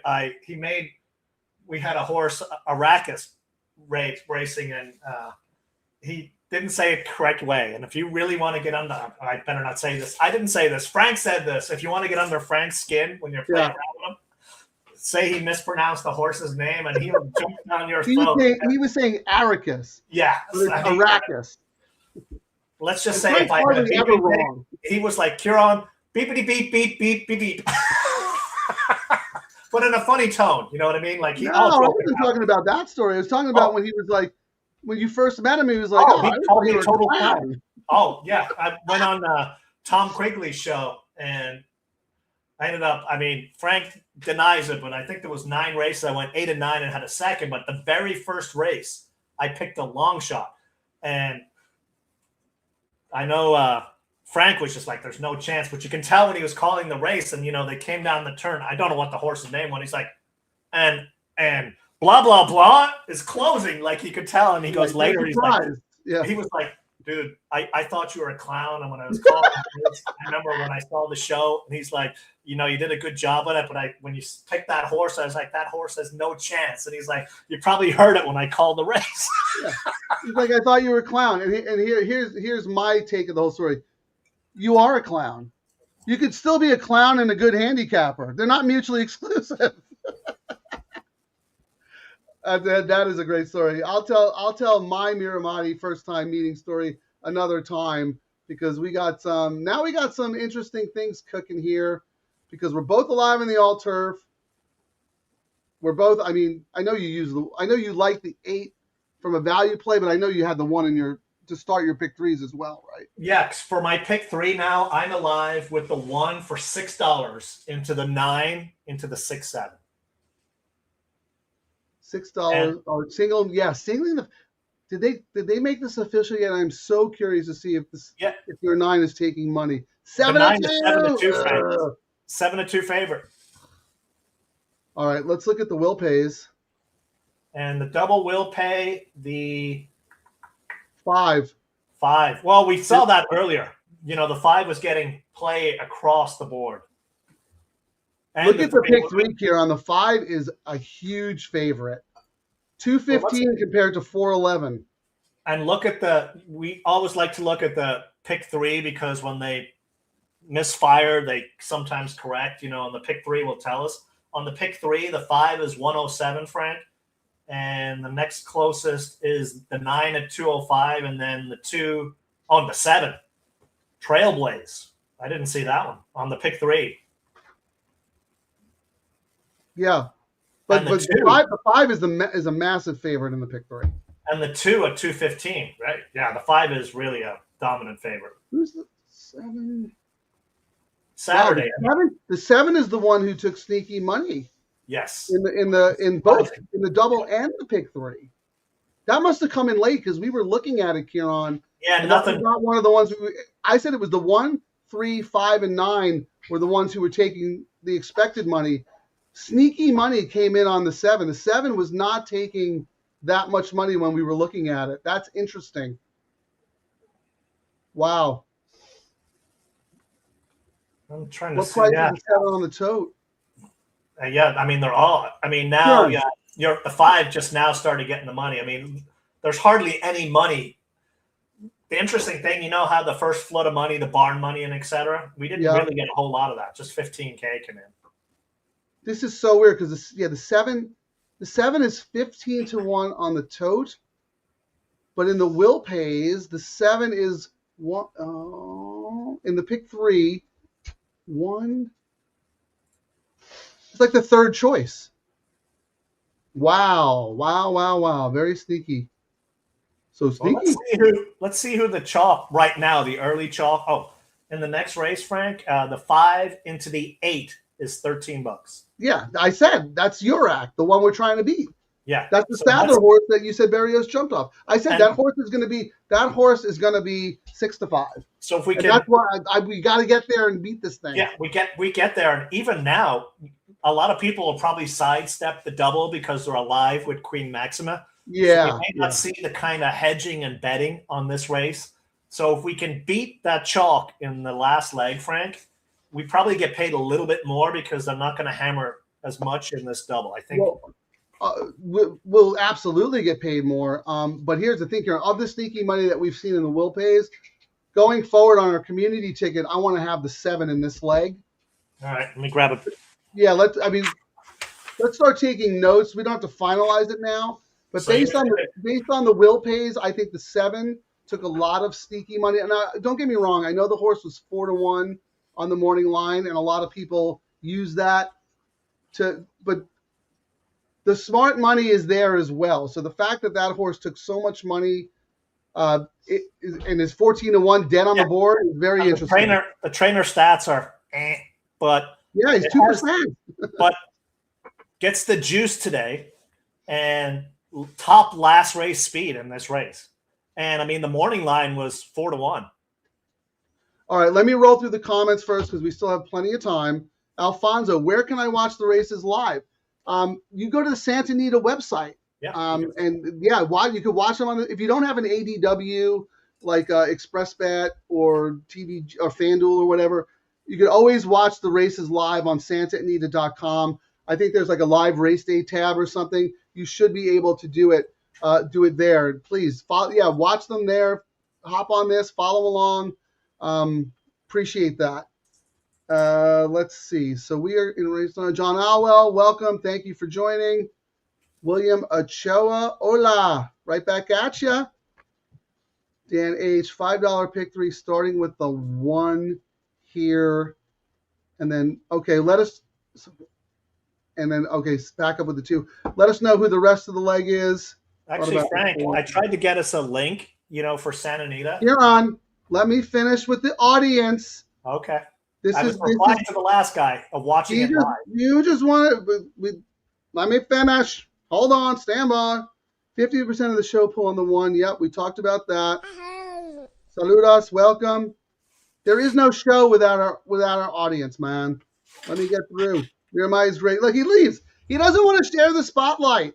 No. He's such an egomaniac. He's such a Leo. No, it's I forgot to mute. It's because a third of the bottle of whiskey, and I got to go say hello to the little boys' room. Oh, well, go. You can take a break. All right, Jay, $5 double. 5 to the 8 is 14. Yeah. Okay, I'm assuming everybody is alive because of the 1, but that gives us some interesting things to do here because we can look at the doubles going forward to the horses that we have covered. And if any of those are underlays, we can top up with the horses we like best. Or if you had to skim your ticket, maybe take off a horse or 2 because of that $3 minimum, well, now you can look and maybe use that horse in the $5 double so you can get more coverage. So I was talking about the 7 taking some sneaky money. I'm going to look at the double probables. The 7 with, let me look at the horses I have in the last. My A's are 5, 6, 8. My B's are 4, 8. So I'm just going to look. See, look, I got to go old school. Pen and paper. That's what I'm doing too. Huh? Yeah, I'm pen and paper. Oh, you're back. I didn't see you because I had without you, I had to go change screens and look at the probables. Can you do me a favor for our community ticket? All right. Tell me every horse you are thinking about in the last. I know you love the 6 and the 7. Anybody else we should just take notes on? The only other horse was the one I mentioned when I did the early ticket was the one that got in the 11. So I'm all about 6, 7, 11. Okay, you're 6, 7, 11, and let me see. I'm going to include my B's as well. We'll just price it out, Ciaran. 6, 7, 11. So I have 4, 5, 6, 7, 8, 11. Okay. I'm not saying we have to use all these horses, but the pays are so good, Frank, that we kind of went a little bit cheap on the last show just because we felt it wasn't really worth spending. But I think this is one of these ones where if we spend 150 just looking at some of these pays, it's probably worth it. But I mean, do you agree with me that we should consider the 7 based on the will pay money? Absolutely. I mean, I'm looking at it right now. I mean, if a couple of the other horses weren't in here, I mean, top last race speed, we already saw where the money went on this thing, and that's where we've sniffed out some nice pays before, was looking at where, people were gambling on. I mean, just looking at the double here, yeah, 5's a dominant favorite and 3, but the 7 got a lot more money than we thought it would. So this is interesting because you said you didn't have the 5 at all. No. Who are your picks? Give me in order of preference. In this race, in order of preference, who I picked here was. And then tell me who you're alive to in your pick 3s so we can price them out. 9 was my top pick. Right. 4, the Papa Horse, 2 and 3. So and my notes for the 4 were Papa Horse, they're putting blinkers on. The horse did close well last out. This is interesting, especially with the blinkers, is why and how do you not bet a Papa Dramont? He's waiting, yeah. I mean, every one of his horses is fine. And then, the jockey, I was like, why is this jockey on? And then I looked at the stats, and they've, in the last 2 months, 6 races, these 2 guys have teamed up. They've won 2 of them, and they've been in the money 4 of them and for a profit. And we talk about that a lot of time. Some of these stats, like, you can get bogged down on stats, but you want to make sure that when you're betting some of these combination stats with jockeys and trainers, that they're actually making a profit on that move. Otherwise, the stats kind of. You want to hear something hysterical, Ciaran? I just wrote down the horses that you told me about, and then I went down and wrote down my A's and B's. We are different. Now, I wrote down every horse in the race because we have different horses in here. So this is very interesting. I'm not sure what we're going to do in our community ticket. We're going to have and this was one, like I even said, when I handicapped this race and when I started the show, I was like, this sequence I thought was the hardest. It could chalk out. And I was like, you know what? I'm going to take a stand. If I get out, I get out. If I don't, I don't. But this is going to be the moneymaker leg, especially if we can, even with, the favorite, I guess my 9 is now 5-2, but he's not 5-2 on, he's not 5-2 on the will pays, if you know what I mean. Fourth choice in the will pays, right? Yeah. So, that gives me confidence in my other bets, but. So here's the funny thing, Ciaran. My A's are 5, 6, 8, and my B's are 1, 3. I don't think you have any of them. No. I have what? I had the 3. Okay. Maybe we just go all and pick a horse in the last leg to single. But we'd have to look. Who's the favorite in the next leg? If we did all to the 11, let's just look at that one, Frank. Okay. So the 11 is paying the lowest pay doing all in this first leg, and to the 11 in the next leg. The lowest pay we're looking at is $349. So that's how many horses are in here? 9? No, 10. So that's $50 to get a 7-time return. If we do all, that's like a fun save your butt, but like maybe hit a home run type of bet. Yeah, but if you put a gun to my head, like I said, especially we've talked about it on previous shows. Sometimes, we joke about it a lot. This jockey's off this jockey, off this trainer, but it's also on the condition books and the point we are in the meet and what races are rolling up. And some of these guys go ice cold. You know who's hot right now other than Glatt? KK. Rispoli is hot. Phil is starting to heat up. He's, his horses are now starting to come around. So this is when you go, okay, now it's time to pivot back to these guys. So I'm all about that Rispoli Phil horse in the last race. I'm with you. I almost think for the community ticket, I want to have a bunch of horses that I don't have in the pick 3, or that you don't have, to the horse that we like the best in that last leg. I went 5, 6, 7, but I would be more than happy to plant a flag with the 6. So we can do all of the 6. I'm okay doing all with the 6. Because here's my thinking, Ciaran. I'm looking at the imputed odds in the doubles on optics, and Yorak, the 8, that Sadler horse we were talking about, is 8-5. And neither one of us like the horse. Yes, I'm all about, if that favorite wins the last leg, whatever. I was never going to bet it, and if I did bet it, even if I bet my doubles and pick threes higher, I still wouldn't walk away with enough money where I thought this was a card that could pay exponentially more than we normally see. So if it doesn't hit, I'm okay. These are one of these days where if I don't hit, I'm great because the risk reward was so high. Yeah, and here's the other thing, it's like, even if we like the horse, we knew immediately this horse was going to be overbet and there's going to be no value. So the fact that we don't even like the horse and the horse is going to be a heavy favorite, that tells me that we have to really get involved here. And if we're wrong about it in the last leg, whatever, we're wrong. We were wrong. That's okay. But the one time, when I hit that monster pick 5, it was because I tossed a favorite and I liked the favorite.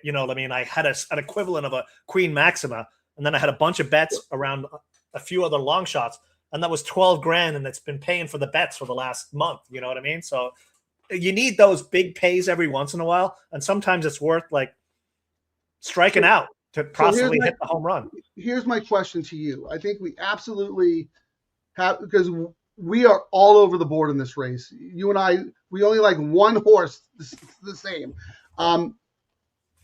My question to you is, if we're doing all to the D'Amato horse in the next, because we both like that horse, well, I like 5, 6, 7, and you like 6, 7. Why wouldn't we do all to the 6 and the 7 and not do all to the 11? Because we're just throwing the 11 in, right? Why don't we each pick a couple of horses that we like to the 11 in the last? My point is, I don't want to spend $50 on the 11 and the 6 when we both like the 6 so much better. So does that make sense? Yeah, all into the 6, 7 right now, Frank, just for $5. For the 6, we're looking at the lowest pay is here. First, it'll cost us 100 total, right? 50-50? Correct. So what's the lowest pay? Lowest pay is what's 5 to 3 and the 5 are paying 3, 5, and 9 are paying 120. So we'll walk away with $20 profit. Yeah. And the second on this, if 6 wins, 6 is not going to be the price we think in the next leg, Frank. Yeah, I figured. But here's the other thing, though. We'll walk away with more than that because we both have those horses in the pick 3. Correct. If we come away with that, I think we should do that for fun. We could come back and play those combinations in extra time. So let me just write all with 6, 7, and then who'd you say that 3, 5, 9 were the shortest ones? 3, 5, 9 were the shortest prices. Yes. All right. Let me see who I like here. I have. So just to give you 3 with the 11 is $397. 5 with the 11 is $370. 9 with the 11 is $365. So Frank, we could just come back with these chalks, the 3, 5, 9 into 11, and we've got the 11 covered. And we don't have the 11. Ciaran, can I chime in for a second? I would use the 1 here as well. The 1. So 1, 3, 5, because that horse is taking 1, 3, 5, 9 to the 11. And even the 1 with the 11 is 3, 7. Frank, if the 11 wins the last race, it might be another one where we go, you know what? So if we do 1, 3, 5, 11, that's $20. Yep. If we do all with 11, it's $50, and the lowest pay on that one is $360. Yeah, we could do that. I don't know. I'm talking about efficiency. Like, why would we do all to the 11 when we like the 6 and the 7 better? In other words, I don't want to spend the same. We could still do it. It's not good gambling theory, but we could spend $150 and potentially, win 120. Because right. But let me ask you this. Let's say our top picks in this race are the 1, 3, 5, 9. Would you be upset if they didn't win, but we have the all to the 6 and the 7, and we could always bet the 11 to win? Correct. I'm okay with that. Yeah, we'll spend. I just don't want to get. I don't want to preach bad habits. Because my point is, why would, unless the 11 is a top pick for you? It was. I mean, what did I write? You don't like the 11 as much as the 6 and the 7, right? No, I thought it was great, but I thought the 11 getting in would Is interesting. shake things up. You know what I mean? And it's all. I mean, I think when you wrote this race, I think you wrote the post is not the greatest post either, all the way out there. I mean, all right, let me ask you this: you between the 6, 7, and 11, you could only pick one. Who do you pick? 6.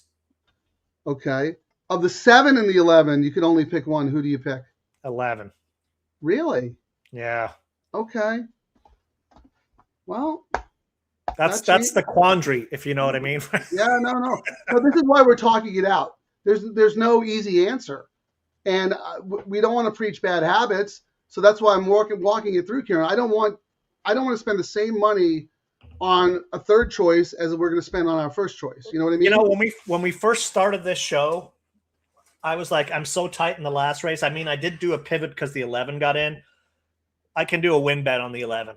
We need 6, 7 for us to get paid on everything. So let's just not hedge and do our all. Here's what I think we should do, because for the community ticket, because we usually pick 2 in each race, whatever, I think we should do a $5 double, 1, 3, 5, 9 with 11. So let's get that in right now. $5 double. And I'm going to put that up on the board here. 1, 3, 5. What else? 9. 1, 3, 5, 9 with 11. 6. So let's start with that. Okay. So we're just doing $5 double. 1, 3, 5, 9. The 11's a bomb, right? Okay. Did you want to do 6, 7 or just do the 6? No, we're going to come back and do that separately. Hold on. 1, 3, 5, 9 with 11. That's $20. $20. All right. Why don't we just do it to the 6? All our top to the pick 6? in the last. Okay. Does that make sense? Yeah, let's do all, but we're also going to come back and play it an extra time with the ones that are paying light. So whatever's paying like 120 or whatever, do it an extra $5 for $5. So $5 double. Because we don't have, this race is crazy. Yeah. So you want to do all to the 6 for $5 now, correct? We like it. He's our pick, right? Yes, he's our pick. Yeah. All right. So that's $50. Do that. And then come back and do another $5 double. What's the lowest payout? Lowest payout from in the next leg. No, this race to the 6. This race to the 6, the lowest payout is 108 with the 5. Okay, so a $5 double, 5. What's next lowest? Give me $5 double, 5 with the next lowest is the 9 and the 3. So let's come back and play 5, 3, 9. $5 double, 5, 3, 9 with 6. So this way we have it twice. Does that make sense? Yep, and it covers our. And actually, do it with the do 1, 3, 5, 9 with the 6. 1, 3. Because those are the ones we're using with the 11. It'd be stupid to not have that. All right. So that's 4 times 5 is $20. So this is we did not do a bet with the 11. Remember? No, we have 1, 3, 5, 9 with 11. That was the first one we did. All right, I'll go back and make sure. Maybe this will be one. That was the first one we did. All right.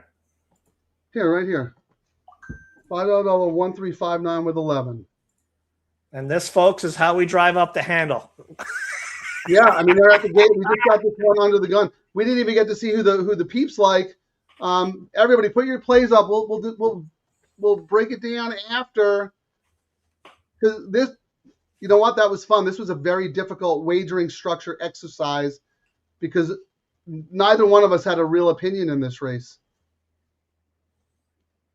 We basically, I mean, we have all. And I mean, our community bets cover me because I never had the 5, and the 5 was the one I was off. And then, yeah, and I do have the 5, but in the next leg I didn't have the 11. So you know what I mean? Like, this is why we do it. I'm going to put this up now because the 10 just got in the gate. Good luck, everyone. Let's get it home.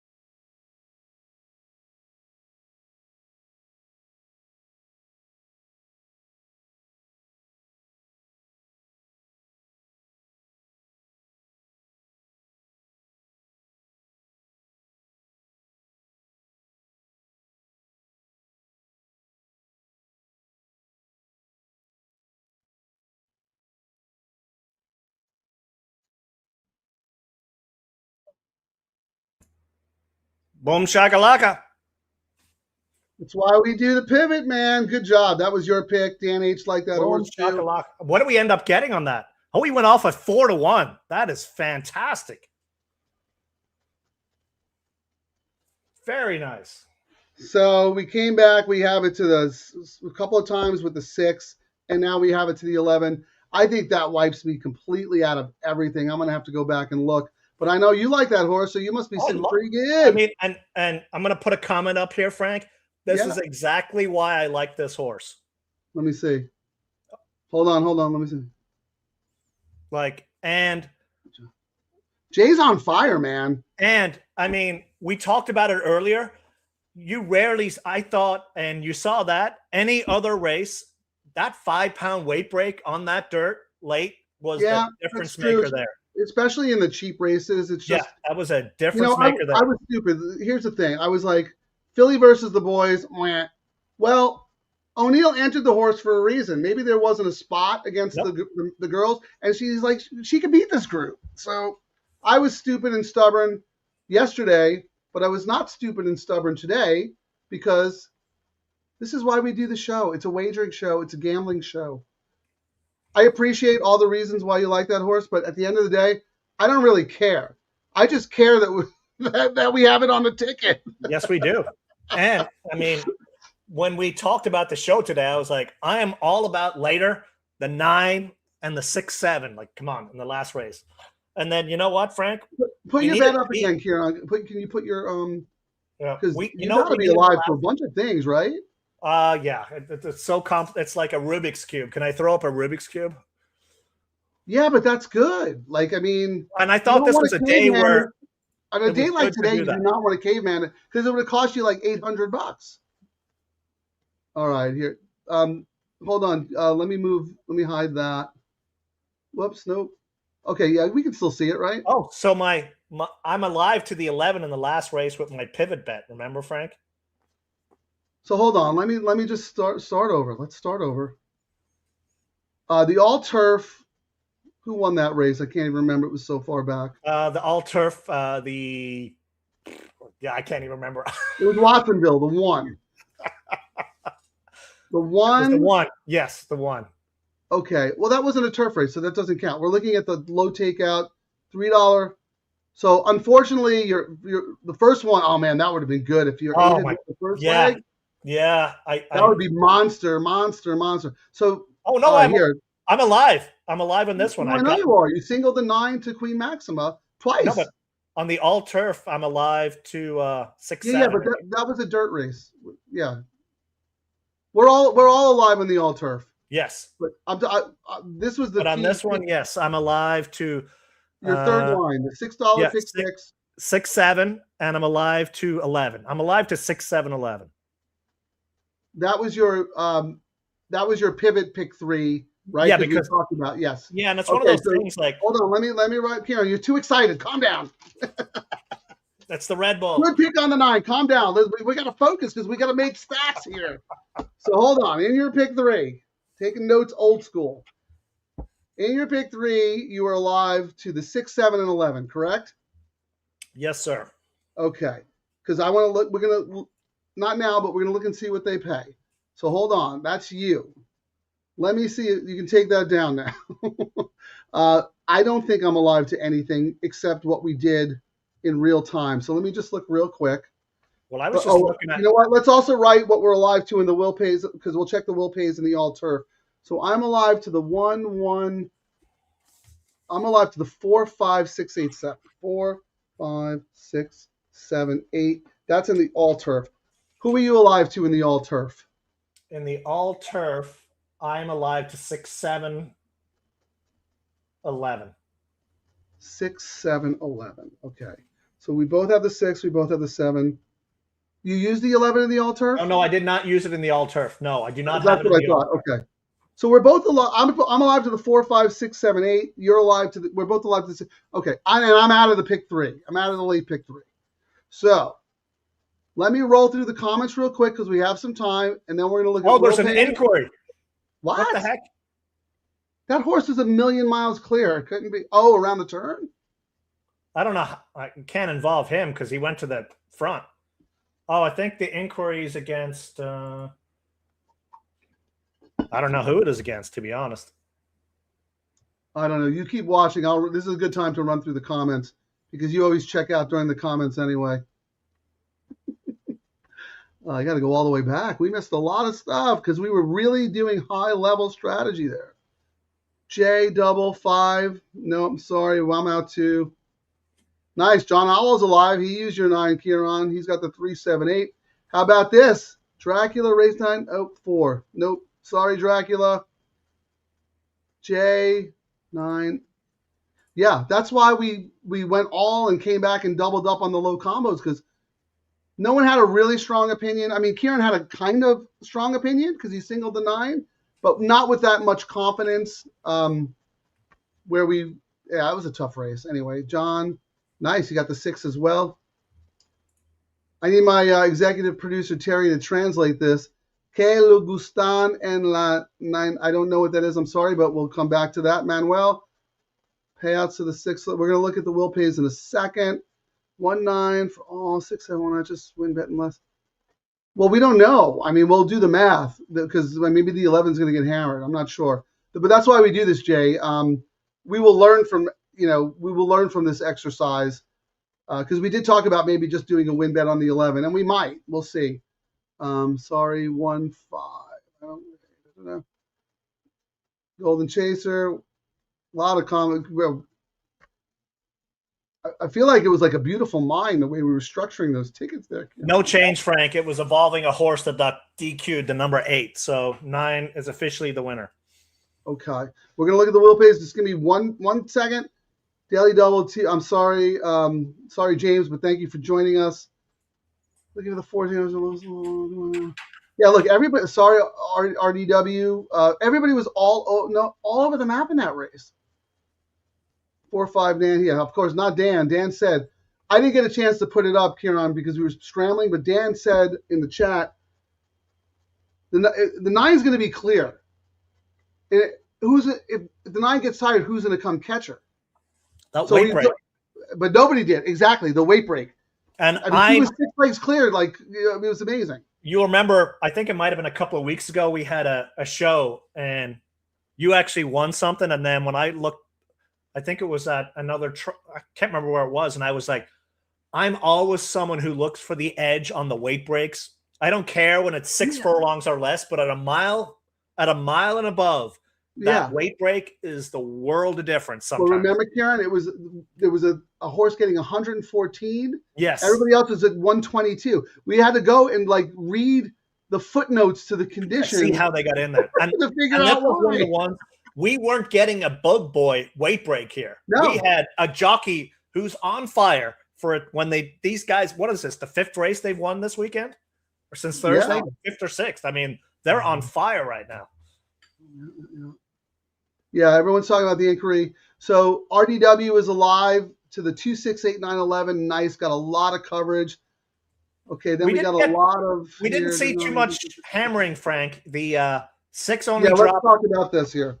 The 6 dropped to $105 on the double. So not too bad. The 7 is. Hold on, Ciaran. I got to write this down. Just give me 1 second because I want to put. Please like and subscribe. Okay. Give me 1 second. I want to put this little overlay here. So while we're talking, people like and subscribe, like and subscribe. All right. What do you want to do first? The double or? Let's start with the double and then we'll go out with. Okay. So let me turn my page.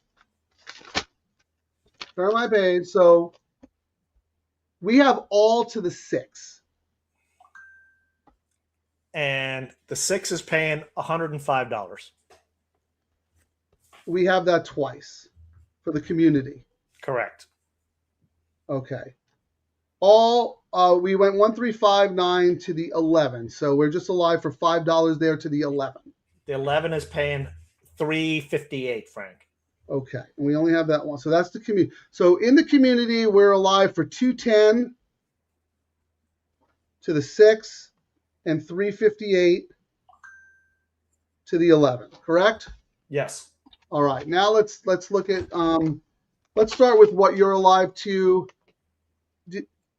we didn't even talk about what your individual double play was. I didn't even put a double in because we were doing the community.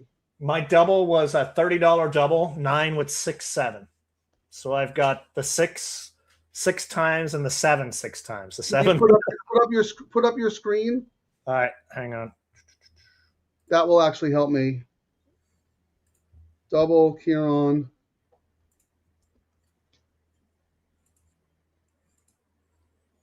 You said 6 7. Hold on. This is how you win, people. You can handicap for 30 hours if you don't know how to look at the pools and structure your bets. Okay, $30 double. Wow, so you will have that 6 times, right? Correct. So what is the 9-6 double pay? 9-6 is 105. So 105 times 6, correct? Yep, 630. And what's 6? It's 9-7? 388. 388 times 6. Woo! And your second line is done. Okay. Yep. Now let's go and look at what the pick threes are paying. Correct. Frank. Yeah. Take that down though. They want they want to have pretty faces. Our faces for radio. All right. So on the pick three, the 6 is the favorite. And hold on. Only you're alive to these. I'm out of this is the late pick 3, right? Correct. Okay, so these are your pays. 6. 126. And I think you have them twice, right? You did $6 with these? Correct. I think you did $6. So that's times 2. So you bet admirably today, Ciaran.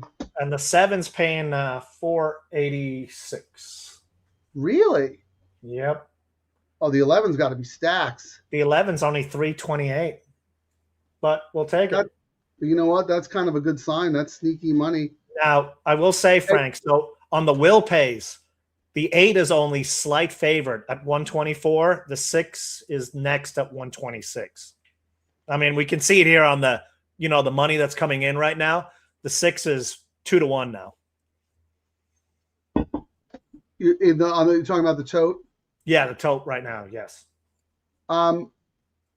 Let me look at the imputed odds real quick. But while I'm doing that, can you call up the all turf probables? Yeah, we're both alive. Well, I was just looking at the pick 5 just to see if we saw anything interesting there. And actually on the pick 5, Frank, the 8 is the favorite at 1287. And then the 6, the next closest is the 6 at 2244. Okay. The 2 actually got the Baffert horse, is not a surprise, was the third choice. Which number is that? The number 2. On the pick 4, the 3 is paying 311. Then it goes to the 6 at 499 and the 2 at 613. So, I mean, the money came in earlier, but let me go and tell you what the all. Yeah, the imputed odds on the double on optics. The 6 and the 8 are basically the same. The 6 is hell alive here. So hell alive. Yeah, on the all turf, Frank, I'm alive for the 4. 4 is 517. 5. 254. Okay, we're both alive to the 6. 115. I expected that. That's good though. It's taking money. The 7, we're both alive. 261. And then the 8 is just me. $87. What? Yeah. Well, and the 11 is. I used that horse as a backup. I was in B horse. Yeah. I don't care. The 11 is $307. Yeah, but we don't have that. No. What is the 11 in the win pool? Not even taking money. 8-1. Yep. Sneaky money in the multis though. Wow. Ciaran, how many times have we seen this? Everybody plans their day. They make all their bets. And then the AE sneaks in and screws everybody. And that was you know what I mean? And then what also hurts the pool is people who put their bets in early, will use the AE. If it scratches, they get the favorite. If it gets in, they get the AE, What? What'd you say? Sometimes, like people doing their bets in the morning, you can still bet the AE before it gets in. If it scratches, you'll go to the favorite. If it gets in, you get the little jump on some people who didn't notice it gets in before the sequences start. Oh, you're saying if you bet early bird before the scratches come out, Yes. the AE is part of the wagering menu? Yeah, and it And kind of if the helps horse gets scratched, you get the. I didn't know favorite. that, really. Yeah, and Wow. sometimes if you Okay. really like a favorite and you've got some risk on the other one, you'll be like, oh, okay, there we go. I'm okay with that. Just throw the AE in. That's interesting. I never really thought about that. I'm going to go to the comments in a second. We've got 14 minutes to post. First of all, though, there's some pick six carryovers, Ciaran. The 3, the 4, the 5, the 7, and the 11. So the 11 was not played in the pick six. Interesting that the 9 and 10, who are big prices, are paying out. Those are the 2 first-time starters of Michael McCarthy. Very, very interesting. All right. It looks like whoever has the ticket has the 8 twice and the 9 and the 6 one time. Oh, they've got the 8 and the 10 twice, Frank. 8 and the 8's paying. No, it looks like the 10 pays. Looks like twice. Yeah. No. Let me see. There's 108,000 in the pick six pool, and the 10 is paying 58,000. That doesn't make sense. And the 8's paying 58,000, and then the 6 is paying half of that at 29, and the 9's paying half of that at 29. Right. So I'm assuming the 8 and the 10 are single tickets. Yes. Then the 6 and the 9 are double tickets, and then the 1 3 people have, and then everybody else is screwed. Yep, pretty much. Okay, so this is. All right. Why don't you look at the win pool and see if there's anything sneaky going on there? Because I'm actually surprised that the 8. I think the 8's going to take a lot of late money, based on what we've seen in the doubles that going into this. But the 6 is almost on even terms, and then the 6 is actual favorite in the win pool. Actually, the 6 is the favorite of the double. Well, 8 is the favorite in the pick 3. 8 is the favorite in the pick 4. I know you went over these, but now I'm looking. I can actually look at it. Yeah, right. I remember you said this. In the pick 4, the 8 is an overwhelming favorite. I'm sorry, the pick 5. 8 is an overwhelming favorite. Then you said the 6, and then the Baffert. Neither one of us even talked about the Baffert because I'm not interested in the Baffert. I mean, we talked about it when we started the show for the All-Turf briefly, and we were like, well, if he wins, whatever. But I mean, his stats, a debut horse, the horse costs $375,000 and is debuting on turf. And Baffert is 1 of 24 on that. And his ROI, you don't see really bad ROIs for Baffert, too often. And the ROI for him on this kind of move is yikes. Yeah. And then he's got you have 1 for 24 first time debuting on turf. Debut turf, 1 for 24, ROI minus $1.71. Yeah, and I actually did just turf sprints, and he's 1 for 16. So I mean, it's just even in a sprint, he's not that effective. But we talked about this. I remember now because we talked about Tyler Bays being up. Maybe he's being sneaky because he wants to get a price on the horse. I don't. He probably. I mean, he would have used. I mean, Ricky's not in here. He might. If the horse was really live, he probably would have given a call to Kimura, who's on. The McCarthy horse. That's a bomb price. I mean. But you know what? I'm happy that Bays has got him out for Baffert, right? Because we talked about Riley. We like seeing these guys. I mean, when he gives other people a shot, but it might be a shot like, you have no chance. Prove me wrong. Right. You know what? Absolutely. So you don't think Tyler Bays is going to ride his eyeballs out for Baffert? Absolutely. He might. I mean, is the horse got it? I mean, it's a strange place. I mean, this horse it cost a pretty penny, and then the reason I went away from it is like, well, debut horse. Let's look at why is he on turf? And it was like. Damn stats. No turf winners from 1 starter. I was like, eesh. The stud fee was $50K. The horse sold at auction in 2024 for $375K. So I don't know. And it's not. I mean, the works are no turf works. Some bullet works. What is this? I don't know.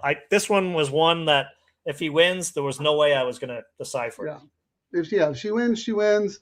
Dan has a $20 daily double with your 9 from the last race to the 8 here. He likes Yorak, the one that we're against. Jay, alive to the 6 and the 8. Okay, well, we're alive to the 6. We're alive to a lot of stuff. The 8 would be the worst result for us, though. 4 and 5. All right, Jay. Really, so thank you for joining us. You're really participating and giving a lot of good information to help us out. Racing downwind, pick 6 will pays 2, 6, 9, 8, 10. Okay. Jay, debuts on turf and no JJ. Yeah, I mean, we're with you. But I don't know. You just, and plus, here's something we would. Oh, actually, no. The horse has been working on synth, but that's okay because it's a turf race. That's all right. But we actually talked about it. What I like, and it's the wrong time of the season, is when they work on that and then head down to Del Mar. Doesn't happen too often. What are you talking about when they on the synthetic, working out on that, and then come down and run in a dirt race at Del Mar? Yeah. Yeah, that probably means they need one, right? That's probably the synthetic is probably more of a stamina building race, I would imagine. Yeah. That's one thing that's a hole in my game, Ciaran. I look at the works and I try to see if there's, but it's not really a strong suit of mine. I will say this Baffert debut horse does have the kind of works I would like to see, but 6 of 109 and 6 of 104 the last 2, but if it's really the real deal, they're usually like one, because those are actually really good dirt works. Why didn't this horse debut on dirt? I just can't imagine if he's like, I need something for a race that's in the second book coming out. Who knows? What they're thinking. Yeah, I don't know. I'd be very curious to see. He might just be using this turf race as a public workout for a dirt race next time. That's the thing. It's also a little bit of an advantage that you have, Ciaran, because you've been a partner with Little Red Feather for a long time, and Phil D'Amato. And we talked about when you did Best Bets, my Del Mar show a couple of years ago. I asked you, has being an owner affected the way you actually you handicap? Back in the day, I'd be like, why the heck are they putting the horse in this race and not another one? And you got to count a bunch of things: weather, no condition book. You got a roadmap of where you're planning to go, and you want to does this horse have the grit? Does it need get something under its wings? You know what I mean? When we had a horse, we thought it was the second coming, and anytime a horse came up next to it, in the mornings was great by itself. A horse came near it, it's like, I'm not racing anymore, so geld it. You know what I mean? Sometimes they're like, well, let's see what works. This one I did not get. This is not a usual Baffert move, and if he wins, so be it. Well, speaking of Phil D'Amato, we both came up. He's heating up right now, and we've talked about it. This is the time. Del Mar ended. We've had all the weather. We've had no other race. We're back at Santa Anita. We're in January. These trainers have roadmaps for these horses going forward, and Phil is starting to heat up. Rispoli's heating up. So I was like, I felt comfortable making. And Phil, if there's a guy who does better with Irish imports, I don't know who it is. That's it. He's made a meal out of these types of imports. He's so good. And the money showed, but it's drifting now. The horse is 7-2.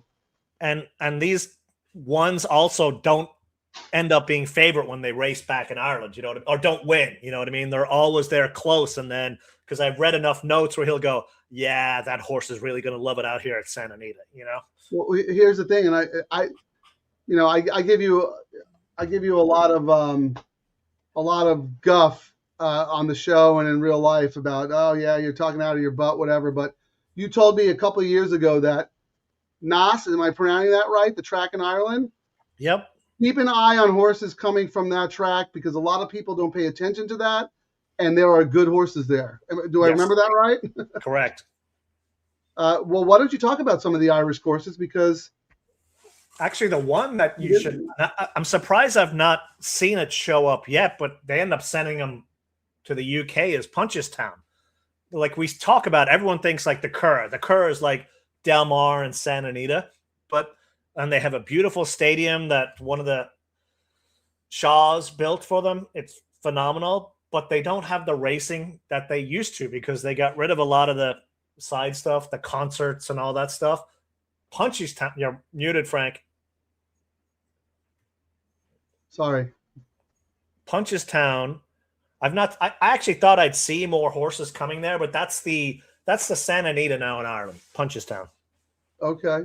But I think a lot of those horses end up going still one of the top tiers. Yeah, but they end up going to Europe. We don't see them come out here too often, but usually if you're looking for horses coming from Ireland, it's Dundalk and Naas. Shit, it's been a while. All right, yeah, I know. Juan wants to know who wins the 10th. If you had to pick one horse, Ciaran, who would it be? Number 6. Yeah, I'm with the 6 as well. I give the 5 a big shot too. We talked about this, Ciaran, because we used the 5 on one of the shows because Jeff Siegel, longtime public handicapper here in Southern California, passed away. This is the last horse he owned, and he named the horse Surfing USA after a Beach Boys song. And I think it was October 4th, 24th. Yeah, we really liked the horse that day. Everything Ran well, but didn't win. Everything was aligned, but now that you say that, jockey change may have been the difference. Yeah, I mean Hernandez, he hops off, but I thought that was a little sneaky because maybe you just toss that mile race. The horse doesn't want to go a mile. Now cuts back. I am alive on that horse on some of the things. John Alwell wants to know anything about the 9. First time Michael McCarthy horse. First time. Well, you got KK on there, and KK didn't ride the other Baffert here. So if you were to upgrade, usually you got JJ and Pratt, whoever rolls in for the Baffert horses, and then Kimura's been getting, the other Baffert rides, and he's not on the Baffert, Bases. So I couldn't, we're talking about the 9, Ciaran. Yeah, the 9. Kimura's riding it for McCarthy, I'm saying. Oh, I see what you're saying. I got you. Baffert didn't say, hey, I want you to ride this horse. So it's a good sign that he's on that horse. Here's what I wrote on my analysis, John. Zariah, the first of 2 debut runners for McCarthy, trainer who is typically pretty patient, especially with turf horses, has some pedigree on her side. I think she might have some ability, and I expect her to run well, but not well enough to beat the horses with recent form. It's not easy to win. First of all, it's not easy to win first time out. It's even harder on the turf. I know this isn't a 2-turn turf race, but you have to have bottom to win on turf because the races are slow early and they quicken late.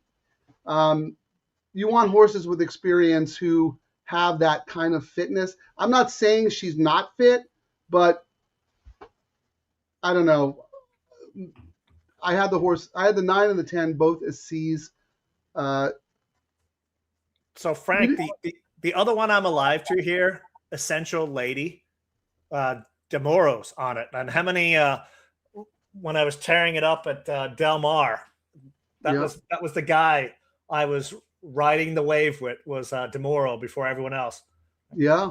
No, I was 5, 6, 7. My A's were 5, 6, 7. I had that horse in the turf. That's why I was the king of. You were the king of it, yeah. You know why? Because there's like 40% favorites win. Yeah. When we went to another track where you actually had to be a smart handicapper, you turn into a pumpkin. But this track, so this race, Frank, 18 times the winner has been over 5 or 5-1 or more. 6 of them, but 4 of those 6, the horse was over 10-1, and the bias for this race or for the track on this distance has been a closer. And last race, top closer in this race was the DeMoro horse, the 7, which is why I liked it.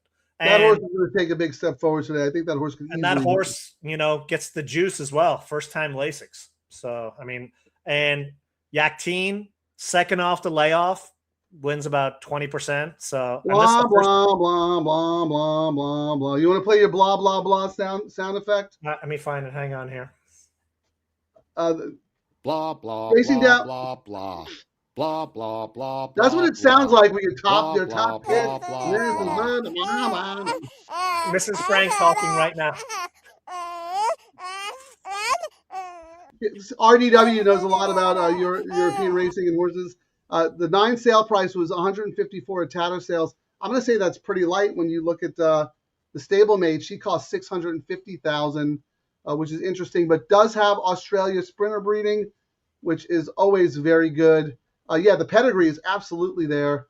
I don't know what kind of trip is she going to get, all that stuff. Oh, look who's in, LD. They're at the gate. Farm Island backstretch, Talking Horse up. Cortina, look at this. We're getting a tip. We're getting a tip on the show. Mark that horse down. Yes, indeed. I've heard a lot of chatter on that one for sure. They didn't invite you in on that one, right? Because that's going to be a stakes horse. I learned what I needed to learn. I mean, I think being in the business, like on the ownership side, helped my handicapping so much because you get you get to experience all the ups and downs, but you also get to see the plan. You know what I mean? You're not going to win this time. You know, right? It forces you to look more about trainer intent. They're at the gate. They're about to go off, Ciaran. So I'm going to put our little.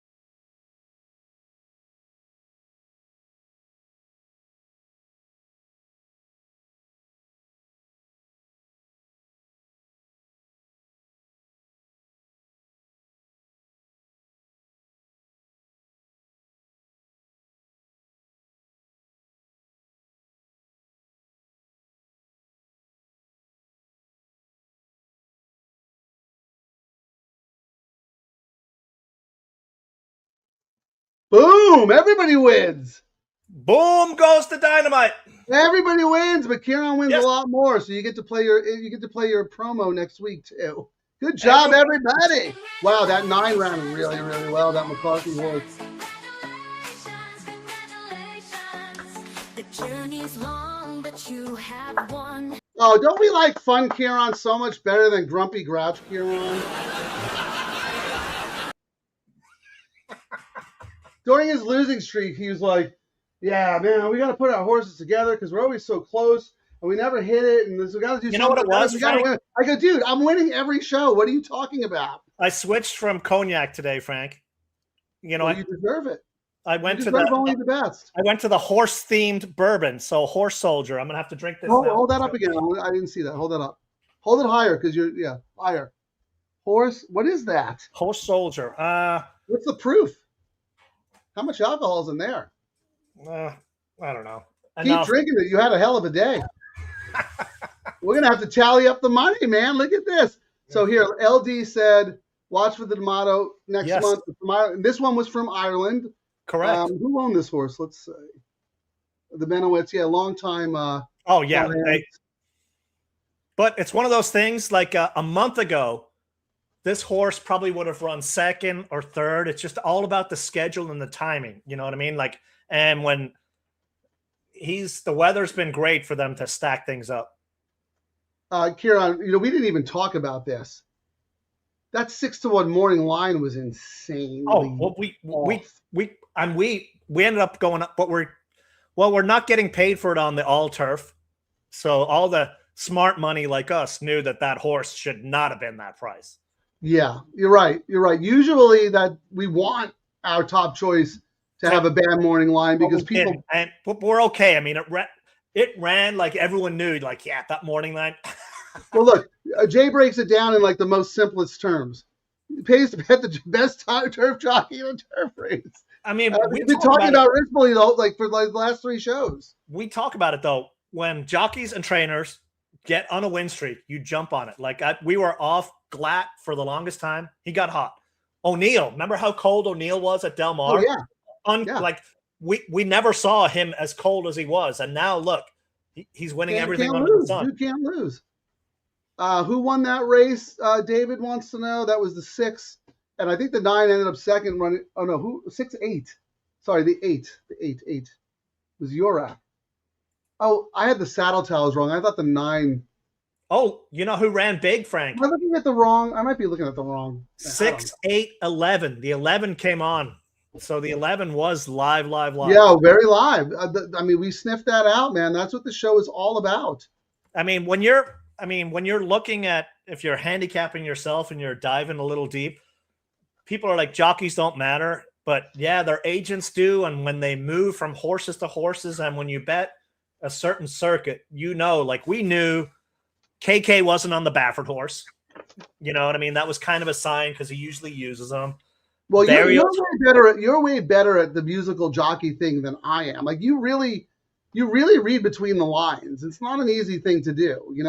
Same thing with the 11 with Berrios. But sometimes you're really wrong, but yeah, you'll be right. When you're right, when you jump on that kind of looking at it, you'll get paid, which is the whole point. Yeah. I mean, you don't want to use it too much or over rely on it. But I think in a maiden race where a jockey jumps off a horse who has experience and has run well and goes on a first-time starter, like that's important. So when you pointed that out, we pivoted and said, okay, we have to be alive to this 11 because we didn't have it earlier in the day. So that was really good on you. He's looking at all his winnings. All right, so Frank, I was looking to see what we got on our. So we got, I was looking at our doubles, 105, but we did it twice. Yeah, we had it twice. That's why we did it twice. We spent what did we spend on it? $20. We spent $40, and we won $210. Frank. Well, no, because we came back and played. Let me see. I have it here. Here's the crew. That's a loser, but that was smart because the 11 was live. Yes. And we didn't have the 11. And here's the winner. All with 6 for 5. And then we came back and played it again. So we spent 70 there. And we spent $90.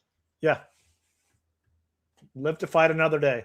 Yeah. I mean, but the reason we didn't have to go super heavy is because we were alive to the 6 and a lot. We just basically topped up that. That was a top up bet because we said, who do you like the best in the last race? 6.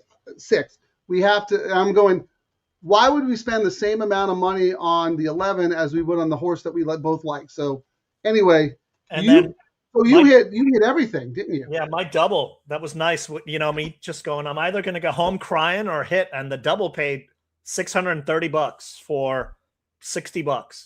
Not too shabby. So it was what? You had it. I did a $30 double, 9 right. with 6-7. It paid $630, $60. Yeah, 10 times. What did it pay? It paid $60, but you had it 10 times. Correct. Oh no, it paid. Hang on. It paid. Hold on. You're jumping the gun. Let me announce it for the crew here. So double. Did you hit the all turf? You hit the all turf. Correct. Okay, let's start with the double. The double paid. What did the double pay for $5? 105. Okay. So the $5 double paid 105, and you had it what, 6 times? 6 times, yeah. Okay. The pick 3, I know you had it twice. 126. What did the pick 3 pay? 126.60. So that's for $3? Correct. So the pick 3 paid 126, and you had that twice. Correct. And then in the all turf, which you also hit, right? Yep. We got 115, I think, because I hit that too. 115. Just one time, but just one time. What's funny is, so you almost had a dime. This is almost a dime takeout for you, right? Yeah, but I mean, 105 times 6, 126 times 2, and 115. I mean, I even was like, I'm going to spend some money on the ticket today. Actually, I think this is the lowest pay we've had on the all turf so far. But yeah, well, Queen Maxima. We had Queen Maxima. You know what I mean? Even paying that with that kind of horse, we actually should do that. Let's do the will pays like we always do. Yeah, we'll do the parlay. Let me get that up. John, well, you know what? Thank you for joining us. So I'm glad we were able to help out. Let me, it's loading. Give me a second, Ciaran. We didn't look and see what the pool was. Ciaran's, he's back, guys. He's back. I had to carry the show for a while there. Oscar the Grouch. Well, even at Del Mar, I was like, yeah. I know the losing streak is coming, which is how it is in horse racing. Yes, but it's how you handle it. It's how you handle the losing streak. I went like this. Where is it? Let me find it.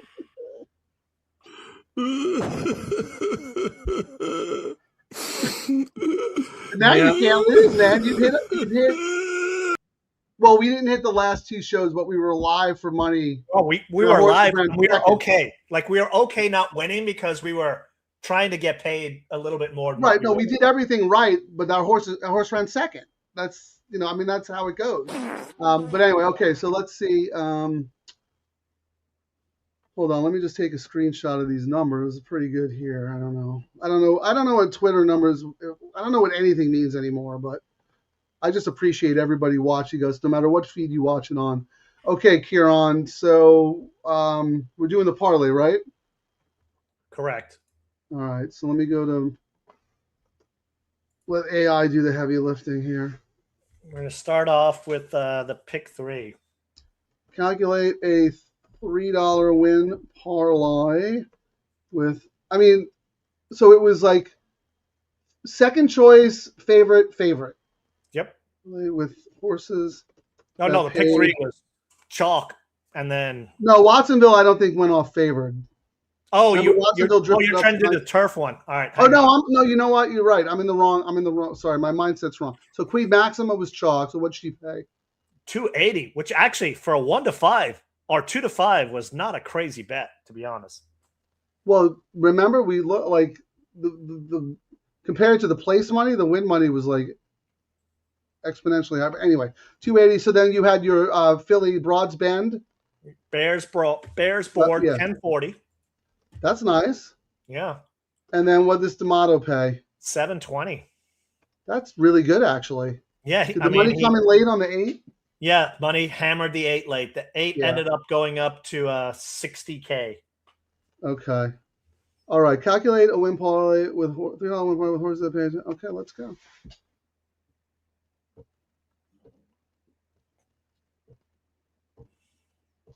$78.62. 126. So $78.62. I don't understand why people complain about underlaid exactas when every single day they can get massive overlays in the takeouts. I mean, it forces you to handicap better versus doing, well, although sometimes we do it all with 50 cents and getting paid nothing. But no, you said this $3 changes that, and $5 change it. You said this on the show the other day, Ciaran. It's super, super important. The 15% takeout makes a difference because if this bet is 23%, it's not going to pay. It's probably going to pay the same as the parlay or maybe even less. Yes, because your dollar is worth so much less. Player friendly, and if we juice the pools, the tracks will keep doing them because they're going to get higher betting numbers, even though they're getting less off the top, but they're making more money and they're making us gamblers happy. Bringing more people in, more churn. You win, you spend more. So right. So win-win for everyone. What do you think this double pool was today? I'm gonna go low, so it could be 110. 191. Oh, really? Even with Queen Mac, what was the pick 3 pool then? Wow. Well, we're gonna do the pick 3 now. Because I thought the fact that we had Queen Maxima, a lot of people would have sidestepped it. 276,000 in the pick 3. Wow. The word's getting out, man. These bets. If you're not betting these bets, you hate money. I mean, my name is California Pick 4, but my bets now are the early pick 5, all the low takeouts. I mean, all right. Let's do the want to do a double? What was the all turf pool, Frank? Unfortunately, on ExpressBet, I have to go to a different screen, but let's do the double first. All right. Calculate a $5 win parlay with horses that paid 10 something. What is it? 1040, Yeah, and 7 720. $5 win parlay. Okay. So double. I like to write things down. I'm old school. 90. So the parlay paid 93. And we got paid 105. Low takeout is where it is. I mean, yeah, no when brainer. it's right when it's an obvious sequence, it always pays more. Not a lot more, but it still always pays more. Where you really start to see the difference is when we hit like little fuzzy ones, and it pays like 50% more. You know. I mean, the other day, I think you hit a pick 3, Frank, and it paid like $600 or $700, and the normal parlay was like 320 or something. Yep. Like it was like almost exactly 100% plus. It's ridiculous. I don't get it. I mean, like this is like this. I say it. It's like this is better than the old days. Oh no, and we get to see it now. We have more information. We get to see where all the money's going in and out of these pools because it's late. Like it'd be one thing if it was like the early double and the early pick 3 because we couldn't get some information, but late we can see who's betting in and out of these things. We can see the action. Yeah. Welcome the action. Let them gamble. We can low takeouts, even the playing field. Look, Ciaran, look, the DTL crew are smart. They're sophisticated. They're savvy bettors who are price sensitive. They don't want to feel like their money is not in good or they don't have an edge, right? So that's what this show is all about. We're using the sophisticated money in the pools to inform our decision. We saw what the 11 was doing in the multis, and you made the case about the Berrios and whatever. The horse didn't win, but that horse outran her odds and finished third. So we had to use it based on that information. And we've talked about just getting a win bet. We've got people who like betting. Like there's people who only bet tries and exactas, and that's their thing. And we'll be like, hey, this horse always ends up in the money, or this horse and this price. There's money to be made if you use the information and you watch what the boards are doing. Nice work, Ciaran. Congrats to Mr. All Turf Pick 3. Play it again. Come on. Actually, play it at the end of the show. Let me go through the comments. All right. I do want you to play it again, though, because it's awesome. But let me go through the rest of the comments. Jeff, glad to hit. Been a bit. Yeah, good for you, Jeff, man. You know what? You've been a real loyal follower, and we really appreciate all your support. Go Crusaders. Nice work to John Blassie. Good job, buddy. Little football info. San Fran wins. That's our man, Chris Babcock. He's doing the radio broadcast. He's usually on the show. Obviously, he couldn't do it. Go Pats. Okay. You guys are juicing the pools. And then here, John, Tobias, Ciaran, Frank. Happy. These are the best pools to juice. They're great. You know what? It feels invigorating. Yes. When I used to go back in like 15 years ago, I would walk into the racetrack and go, this is my opportunity. Like, I'm going to walk out of here with money. That's back in the dollar pick 3s, the dollar pick 4s. What the money was not nearly as sophisticated, and it was great. And then every year, lower minimums. And it made sense, and people argued like, well, you want the average bettor to get in, but you're like, that ended up screwing you in the long term, because then you were like, well, usually I'd only use 6 and 7 in this race, but now I'm going to use 6, 7, 8, 9, 10, 11, 12. And everyone would do that. Everyone would do that. Because you could buy races. You could buy races, and that's so this is like a shot in the arm. Like I'm so excited to do these shows, so excited to handicap. Well, I think we've covered it all. We have. I'm going to let Ciaran take us out with a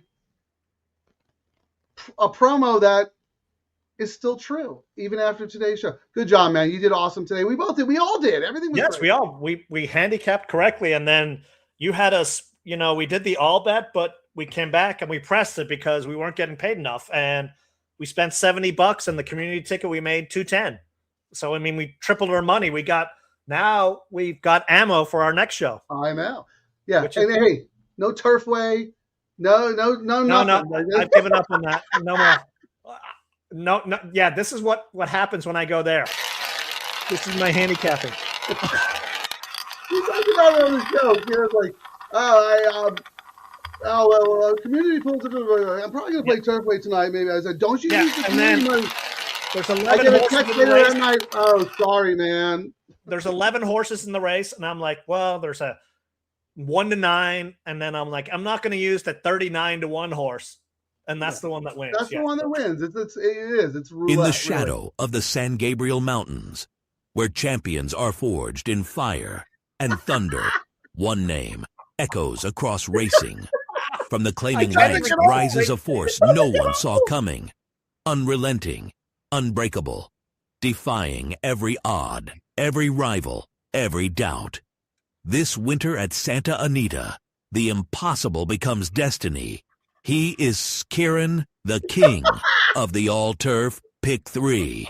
In the I love it. Thanks for watching, everybody. On behalf of the king of the all-turf Pick 3. No, leave that up. Leave that up. It'll freeze when we put it on Twitter. Put that back up. Oh, In fact, you know what? I'm going to make a little banner. Hold on.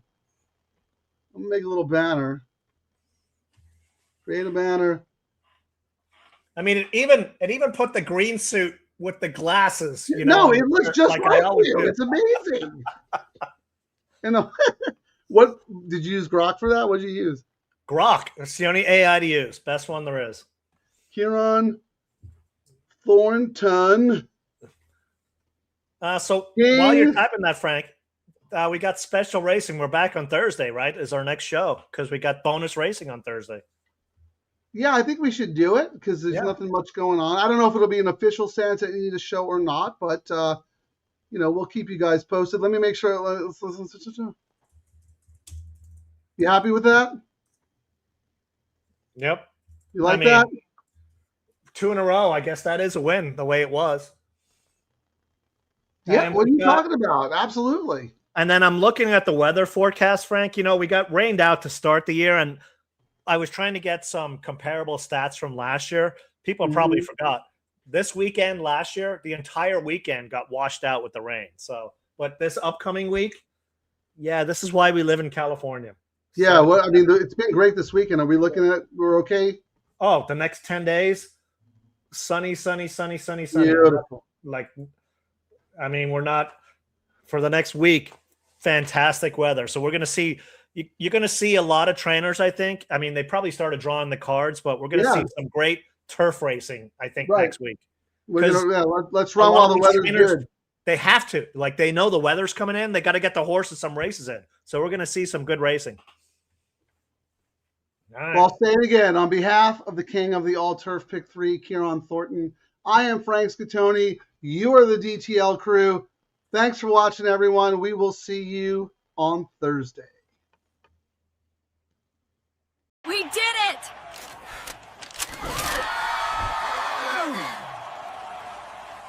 Unbelievable.